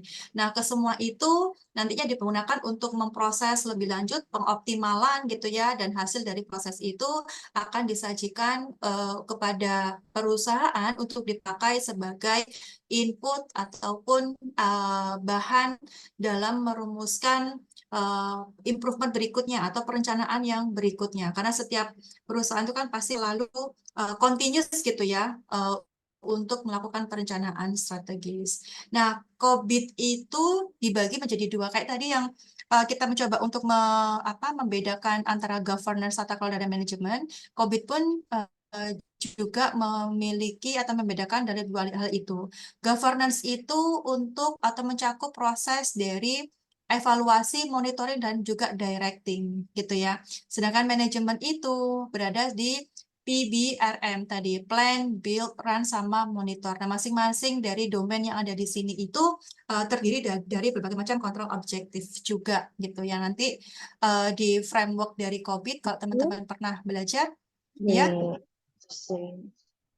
Kemarin nggak eh, ada kesalahan dengan ya.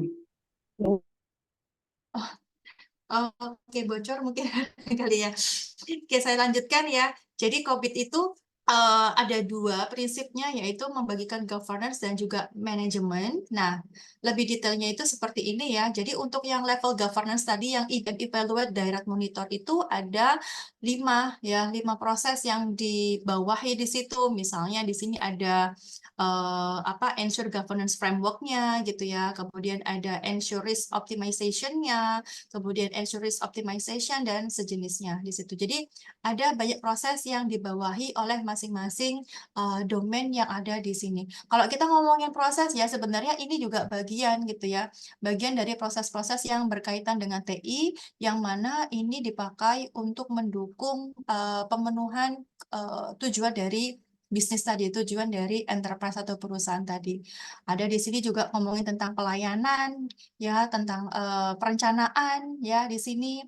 Kemudian tentang delivery di sini ya, untuk keberlangsungannya, termasuk di sini juga ada tentang keamanan tadi ya, keamanan layanan, kemudian bisnis prosesnya gitu. Sama bagian yang tidak kalah penting adalah monitoring, evaluate, dan juga assessment untuk continuous improvement. Yang bagian biru ini di level manajemen tadi ya, mereka yang menerjemahkan arahan dari governance untuk dieksekusi di level operasional. Nah, berikutnya adalah ITIL, yaitu framework yang biasa dipakai untuk manajemen layanan gitu ya. IT Infrastructure Library. Ini yang terbaru 2019 ya, ITIL 2019. Nah, di ITIL itu ini diambil dari ITIL yang versi sebelum 2019, versi 3 gitu ya. Untuk kita ngomongin tentang manajemen layanan, itu terdiri dari 5, yaitu service design, ada service strategi dulu ya yang di tengah, service strategi, service design, service transition, service operation, continuous improvement atau continual process improvement. Ini dipakai untuk mendesain seperti apa bentuk proses kita dalam melayani customer, entah itu internal customer maupun external customer. Kalau internal customer berarti ngomongin sesama pegawai ya, pegawai kita yang ada di dalam perusahaan. Ketika mereka melakukan request dan sejenisnya, itu kita butuh mendesain semuanya. Bagaimana alurnya, siapa yang bertanggung jawab, apakah dibutuhkan untuk modifikasi di tengahnya, apa saja komponen yang dibutuhkan, dan sejenisnya. Nah, ITIL ini ya, sistemnya itu terdiri dari berbagai macam area di situ, domain di situ, mulai dari guiding principle, governance. Nah, di dalam ITIL juga ada governance ya. Kemudian ada namanya service value chain. Service value chain ini yang akan memproses opportunity atau demand, kesempatan, permintaan yang dijadikan sebagai input agar diolah sedemikian rupa menjadi value ataupun output di sini. Nah, proses untuk menciptakan value itu dibutuhkan dukungan dari berbagai macam aktivitas di sini gitu ya, termasuk juga continuous improvement. Ini masing-masing untuk service strategi ya, berarti kita ngomongin tentang awal ya, strategi apa yang sudah ditetapkan gitu ya, yang ingin dicapai, yang ingin untuk diaplikasikan, kemudian untuk desain, berarti kita mendesain value offering apa yang mau ditawarkan untuk memenuhi kebutuhan dari klien, dari konsumennya gitu ya. Kemudian service transition itu berarti dia ngomongin tentang make sure gitu ya, tidak meminimalkan isu pada saat transisi dari aktivitas atau proses. Kemudian service operation itu bagaimana kita merespons terhadap berbagai macam aktivitas, misalnya adanya insiden, adanya problem, kemudian dari aksesnya itu ya, itu di service operation. Dan juga continual service improvement berarti improvement yang berkelanjutan. Gunanya apa ya? Sampai pada akhirnya kita bisa mencapai efisiensi dan juga efektivitas tadi. Nah, ini dimensi dari ITRL tadi ada 4 ya, organisasi dan people, kemudian information technology, value stream process, dan juga partner and suppliers. Dan kalau kita lihat di sini ada peranan teknologi juga ya, baik itu yang internal maupun eksternal factors ini yang biasa disebut dengan PESTEL itu ya, politik, ekonomi, sosial. Itu tidak hanya ada di mana? Di istilahnya ekonomi aja atau marketing aja atau pemasaran aja di bisnis ya, tapi di layanan, di teknologi, di proses TI pun juga ada faktor eksternal tadi, faktor makro namanya.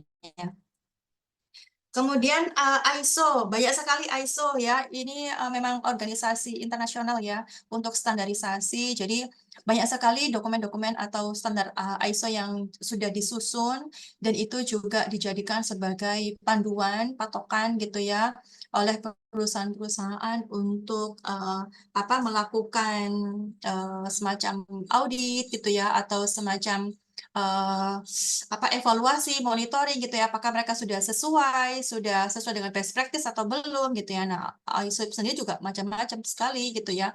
Untuk produksi, tentang kualitas tentang produknya itu ada, tentang kepatuhan terhadap regulasi itu juga ada, tentang keamanan, bahkan keamanan itu juga bisa berbagai macam risikonya gitu ya, ada cyber security itu juga diatur dalam dokumen itu sendiri. Selain itu juga ada namanya tadi TOGA gitu ya untuk enterprise arsitektur, biasanya dipakai untuk perencanaan strategis. Nah, kemudian ini juga ada namanya CMMI, Capability Maturity Model. CMMI ini bisa dikatakan sebuah program untuk mengevaluasi, mengukur seberapa jauh proses implementasi dari penggunaan software atau mungkin kepatuhan terhadap standar gitu ya. Jadi dia dibagi menjadi beberapa level. Misalnya ada level 1, level 2, level 5 atau ada juga yang di COVID itu dia menggunakan mulai dari level 0 di sini gitu ya. Ada level non-existent, level ad hoc, kemudian level repeatable, define, dan sejenisnya. Semua itu sudah ada indikator. Oke, untuk aktivitas ini dikatakan misalnya di level 1 itu ketika kondisinya seperti apa, ketika proses yang dilakukan itu bagaimana. Ini sama seperti namanya pengukuran maturity gitu ya. Berarti dia melakukan evaluasi terhadap existing proses yang ada di situ. Apakah standar yang atau istilahnya ketentuan indikator di sini itu terpenuhi atau belum? Kalau belum berarti kita bisa memberikan penilaian di level yang berapa. Oke, ini CMMI atau maturity model menurut COVID ya. Jadi ada beberapa level juga, mulai dari level 0 sampai level 5, dan COVID pun juga memiliki indikator sendiri. Untuk mendapatkan ini juga dibutuhkan angket gitu ya. Dan berikutnya ada COSO atau Committee of Sponsoring Organization of the Tradeway Commissions ya. Jadi ini biasa dipakai untuk laporan keuangan, untuk audit keuangan, mengantisipasi atau menghindari penggelapan gitu ya, atau korupsi dan sejenisnya. Itu digunakan framework ini. Nah, kemudian seperti apa kira-kira ketika kita membandingkan berbagai macam framework itu, di COVID itu ternyata memang juga interrelated ya, atau proses-proses yang sudah di-cover dalam COVID itu juga bisa dibantu untuk diukur atau mungkin dimonitor lagi, dievaluasi lagi dengan framework-framework yang lain.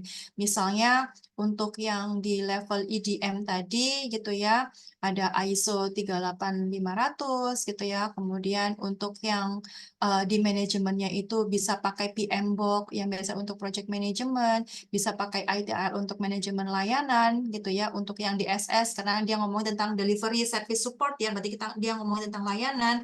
Kemudian tentang build acquire untuk pengembangan itu juga ada capability maturity model karena untuk mengukur seberapa siap gitu ya sistem yang sudah didesain atau dibangun gitu ya untuk dipasarkan barangkali atau digunakan atau untuk di-deploy gitu ya.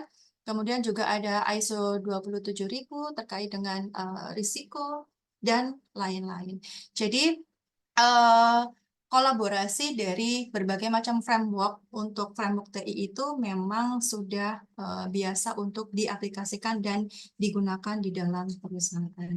Setiap proses, ketika kita ngomong tentang proses TI gitu ya, pasti ada target yang ingin dicapai, pasti berharapnya adalah proses itu bisa dilakukan dengan efektif dan efisien, dan salah satunya mereka menggunakan panduan dari best practice yang berasal dari kerangka kerja atau framework-framework yang seperti tidak sebutkan tadi.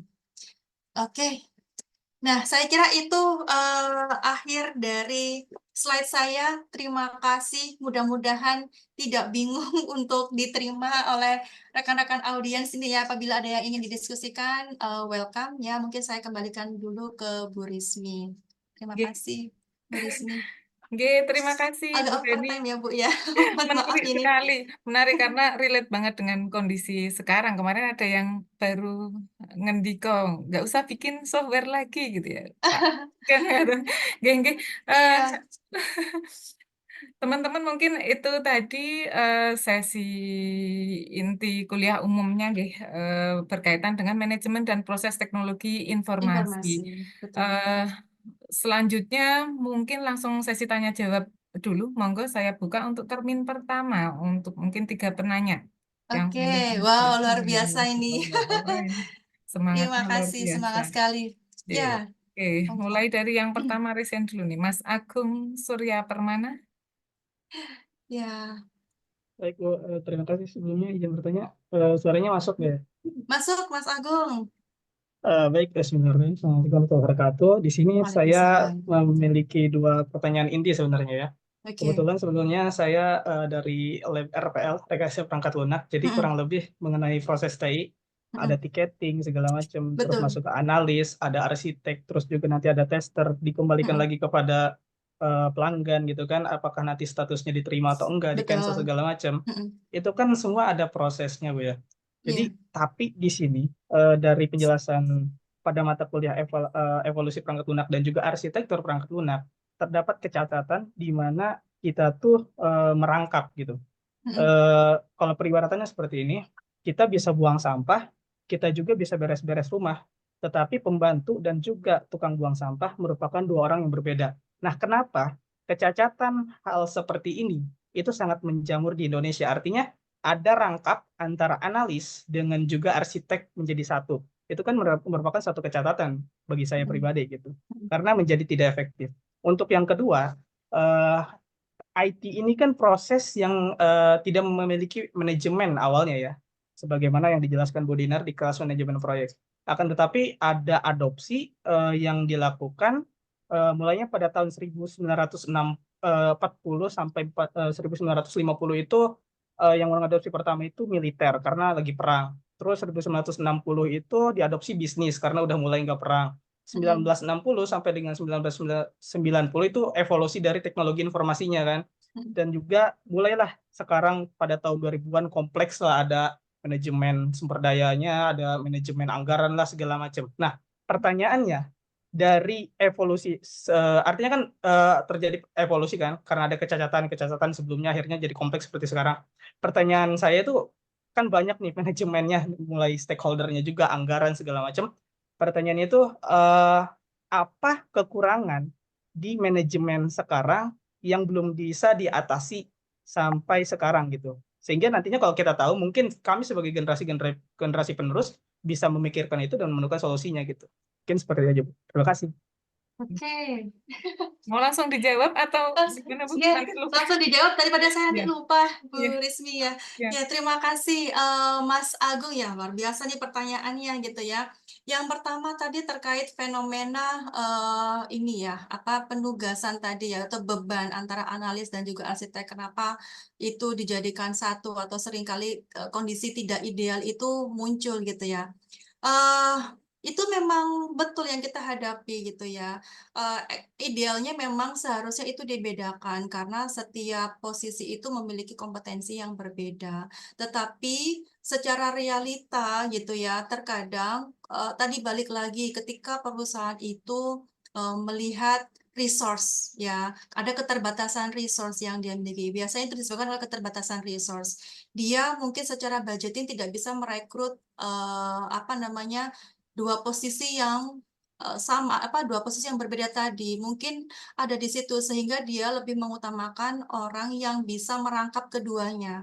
Terkadang seperti itu. Tetapi kalau di perusahaan besar rasanya itu sudah dibedakan. Karena apa? Karena mereka punya kepatuhan terhadap tadi ya tata kelola ya atau governance, karena biasanya perusahaan-perusahaan besar itu kan juga perlu diaudit. Kayak gitu tuh terjadi untuk perusahaan-perusahaan yang masih level kecil. Sering kali kita temukan. Nah, alasannya tadi, jadi ada keterbatasan budget sehingga mereka itu untuk apa ya, gimana caranya tujuannya itu masih bisa terpenuhi tapi budgetnya memang terbatas. Ya udah saya mau coba untuk merekrut yang mau aja gitu.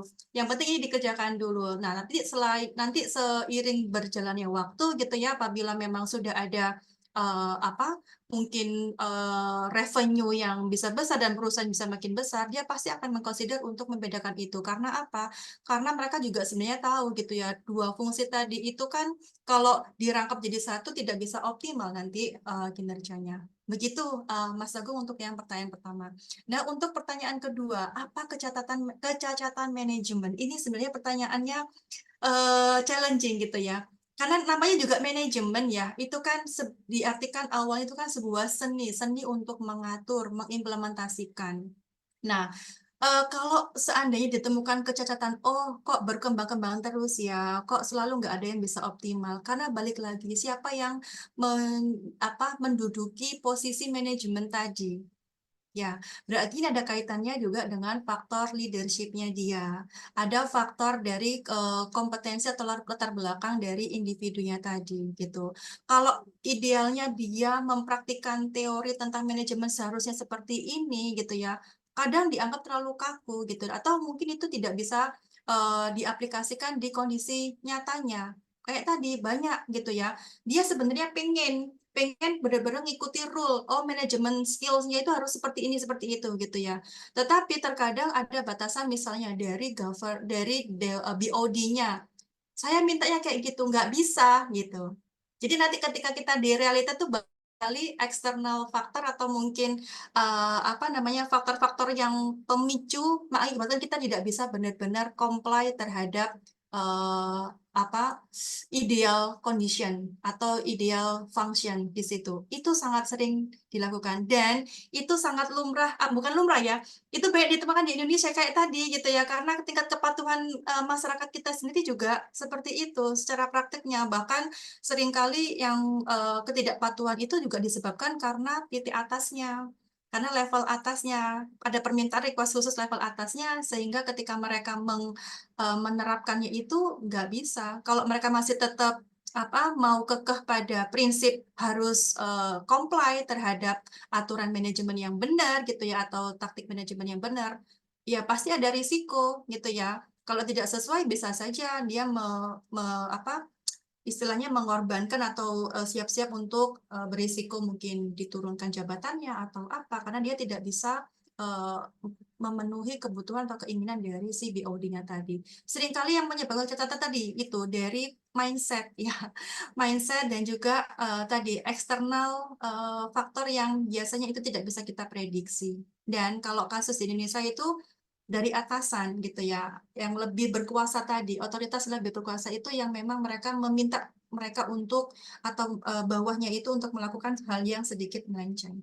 Begitu Mas Agung, apakah cukup menjawab ya Mas Agung? Ya, jadi kalau Cukup sebagai menjawab. generasi gitu ya, mau apa? Saya bisa merasakan ya, kita itu kan pasti inginnya jadi yang benar ya, lurus lurus aja. Pasti setiap orang pengen lurus aja. Tetapi di realitanya, apalagi kalau kita udah bekerja sama orang gitu ya, terkadang itu harus ada dibelok-belokan gitu. Jadi kalau kita siap dengan risiko kita mau tetap lurus ya, risiko nanti kita entah itu diturunkan jabatan atau bahkan paling jelek juga dipecat, ya kita harus siap kalau kita mau tetap lurus. Prinsipal tadi, seberapa kuat kita pada prinsip kita sendiri. Karena manajemen itu kan kembali lagi balik ke individu gitu ya, kemampuan skill individu dalam mengaplikasikan manajemen tadi. Gitu Mas Agung, mudah-mudahan ya itu artinya memang kalau udah di kondisi kerja itu banyak yang di luar dari prinsip kita awal gitu. Jadi terkadang kita harus bisa adaptasi dengan yang ada di lingkungan baru kita. Begitu Mas Agung ya. Mudah-mudahan Baik, Bu. menjawab. Terima kasih, Bu. Oke. Oke, selanjutnya Hana, Ya, pertanyaan. silakan Mbak Hana. Baik, terima kasih untuk kesempatannya Ibu Retni dan Ibu Rismi. Sebelumnya, izinkan saya memperkenalkan diri. Saya Hana Sabrina dari dari Informatika Angkatan 2021. Jadi tadi kan sudah dijelaskan secara singkat atau mengenai COVID. Nah, di sini saya masih ada beberapa kebingungan sih. Jadi mengenai apa perbedaan COVID dengan kerangka kerja tata kelola IT lainnya seperti ITIL, kemudian ataupun TOGAF. Dan kemudian bagaimana COVID ini membantu dalam organisasi ini mencapai tujuan strategisnya, Ibu. Gitu. Oke, baik. Terima kasih Mbak Hana. Iya, tadi saya tidak fokus ke COVID ya, karena memang saya mencoba untuk mengenalkan gitu ya, banyak sekali kerangka kerja yang dipakai untuk mendukung manajemen dan juga tata kelola proses TI gitu. COVID, kemudian TOGAF, dan juga framework yang lain, mereka pasti punya karakteristik yang berbeda-beda. Secara kerangkanya tadi, yang tadi saya sebutkan, COVID itu ada dua besar ya, ada governance, ada juga manajemen, di mana in total itu mereka punya domain, ya kan? Ada 5 domain di COVID. Kemudian yang di TOGAF, gimana saya nyebutinnya gitu ya?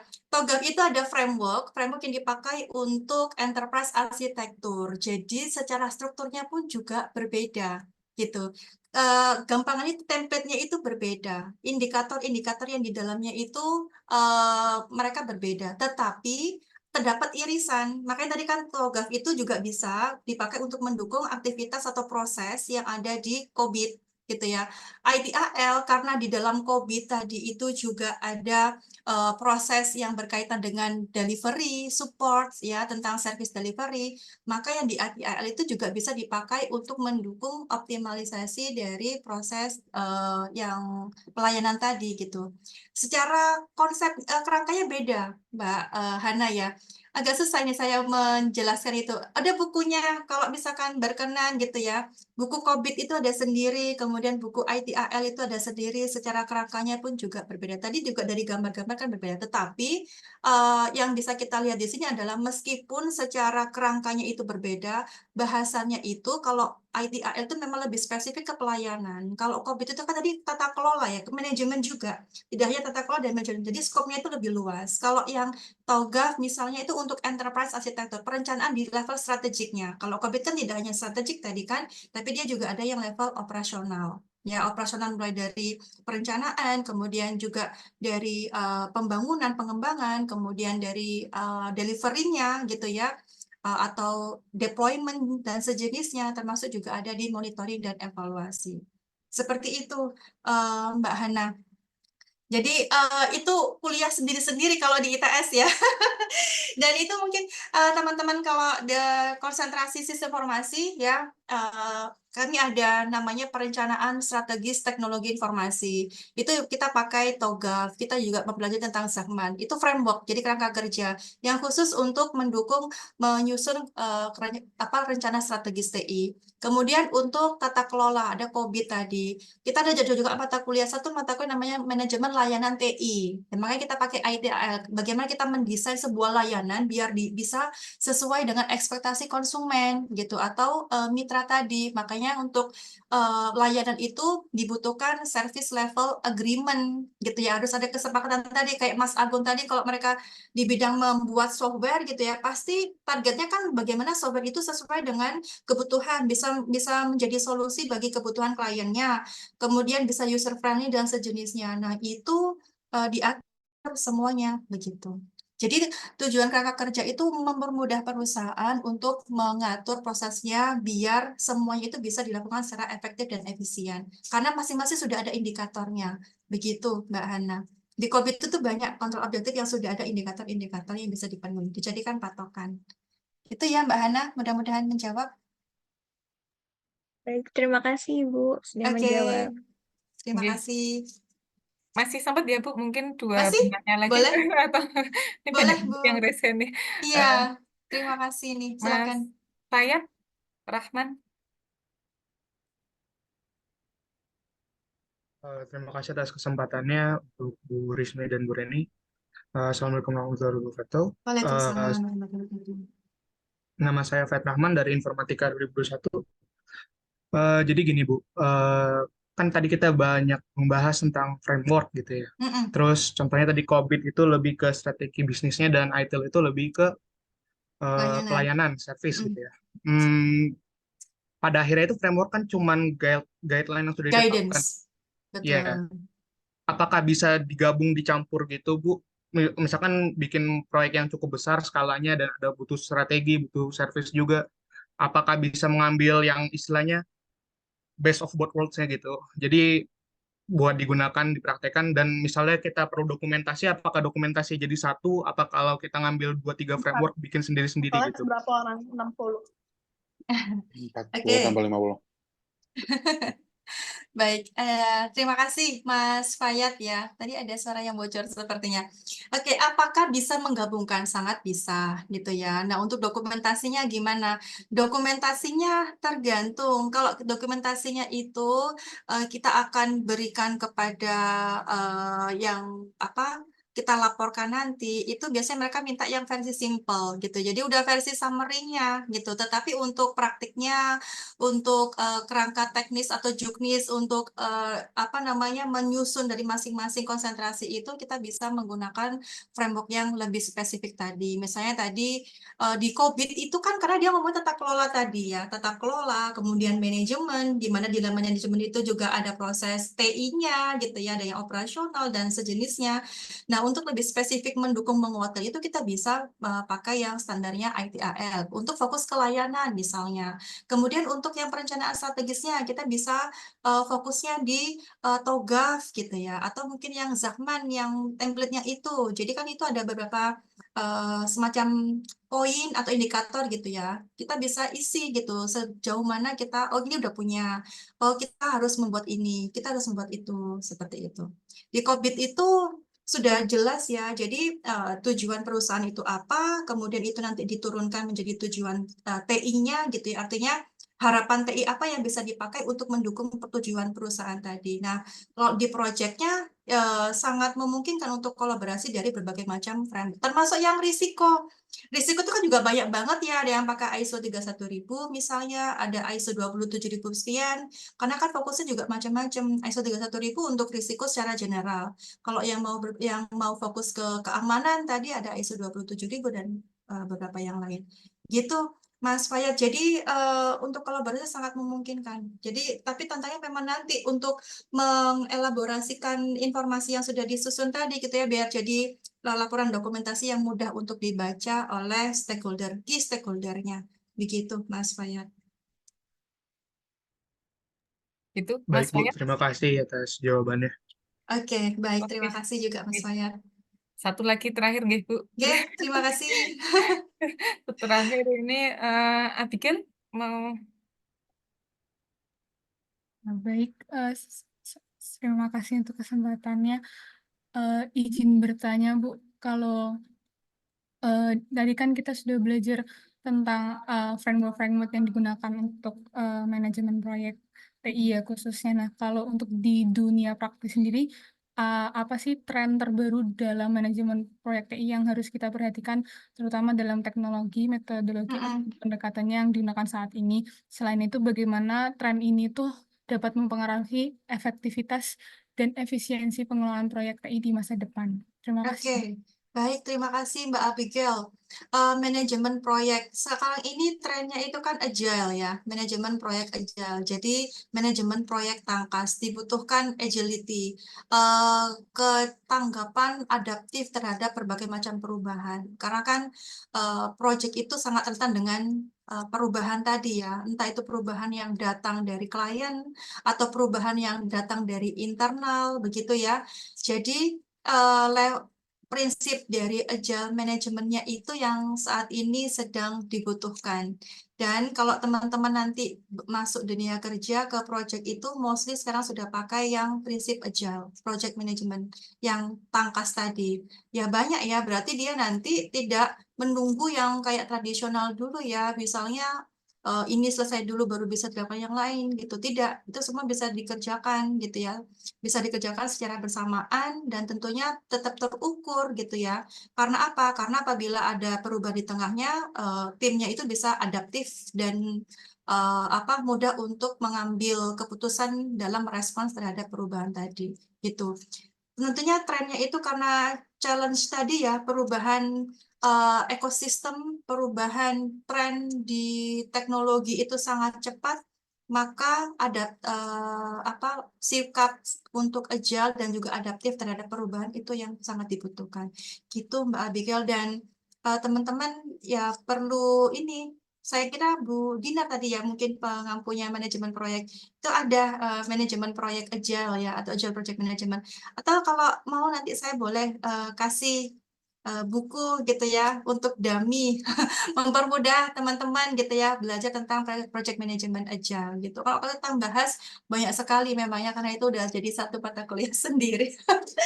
Prinsip agile tadi harus tanggap ya cepat tangkas untuk merespon dan adaptif terhadap perubahan yang ada. Seperti itu Mbak Abigail ya. Dan berbicara tentang apa tadi low code gitu ya. Sekarang kan juga banyak yang membuat aplikasi yang nggak harus coding scratching dari awal gitu ya. Banyak sekali platform-platform yang memudahkan untuk membuat sistem dengan minimal code atau bahkan tidak ada code sama sekali. Nah itu juga salah satu bentuk respons terhadap tantangan gitu ya. Tantangan kebutuhan masyarakat yang mereka ingin cepat gitu dan mereka nggak mau ribet untuk ngoding dari awal misalnya seperti itu salah satunya gitu Mbak Abigail ya. Oke, mudah-mudahan menjawab. Terima kasih Ibu. Bu Rismi.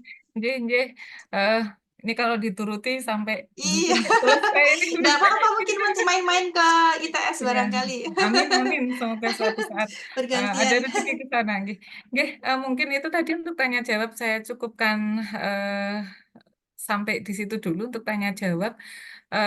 Demikian tadi ya teman-teman Bapak Ibu sekalian kuliah umum untuk hari ini. Mungkin izinkan saya sekilas merangkum gitu apa yang sudah tadi sempat dibahas tadi di awal-awal disampaikan tentang konsep manajemen dan tata kelola TI, hubungan antara manajemen dan tata kelola itu bagaimana, mana yang ada di atas, mana yang Ya, merupakan penurunan dari arahan-arahan tadi.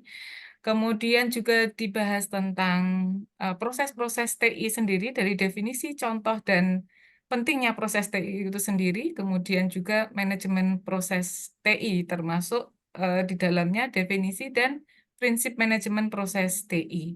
Kemudian yang terakhir tadi dibahas juga tentang kerangka kerja manajemen dan tata kelola TI. Kita dibahas COVID, ITIL, ISO, dan lain sebagainya banyak sekali yang dibahas. Eh, Sekali lagi, terima kasih Bu Reni atas materi yang luar biasa. Ini anak-anak itu banyak yang senang ke arah-arah sini sebenarnya. Cuman mata kuliahnya pilihan kalau nggak salah kalau manajemen proyek itu oke. wajib. Ada mata kuliah audit itu Iya, pilihan di kami. pilihan. Karena memang namanya informatika, jadi SI-nya masih nyempil gitu. Iya, betul. Tapi minatnya sebenarnya lumayan banyak ya. Semoga nanti eh, teman-teman tambah kurius tentang ini dan pengen belajar lebih lanjut. Terima kasih sekali lagi. Terima kasih juga untuk rekan-rekan Bapak Ibu semua atas partisipasi aktifnya. Ini luar biasa sekali untuk hari ini. Saya selaku moderator, mohon maaf jika ada kekurangan dalam eh, memandu diskusi hari ini. Saya kembalikan sesi setelah ini ke MC. Dari saya akhiri. Wassalamualaikum warahmatullahi wabarakatuh. Waalaikumsalam warahmatullahi wabarakatuh. Baik, Nah. terima kasih kepada Ibu Rismi. Mungkin saya lanjutkan ke dalam sesi penutupan.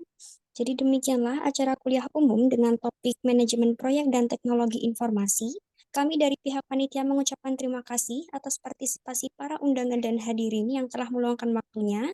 Kami juga mengucapkan terima kasih kepada Ibu Reni Nadrifatin Eskom MBA PhD yang telah berkenan menjadi pembicara dalam acara ini. Kami dari pihak panitia juga memohon maaf apabila terdapat kekurangan dan kesalahan dalam penyelenggaraan acara ini. Akhir kata kami tutup. Wassalamualaikum warahmatullahi wabarakatuh. Waalaikumsalam warahmatullahi wabarakatuh. Terima Terima kasih, kasih Bu sekali Bu Reni. Rismi, Bu Iya, Dinar, Bapak Ibu yang lain dan juga rekan-rekan mahasiswa. Mohon maaf belum bisa, barangkali masih banyak kekurangan dari apa yang saya sampaikan. Mudah-mudahan masih ada manfaat yang bisa amin, didapat. amin. Insya Allah sangat Oke. bermanfaat. Terima kasih, Sehat Bu. selalu, matur Dede, nuwun. Kalau begitu Dede. saya mohon izin pamit. Oke. Selamat siang.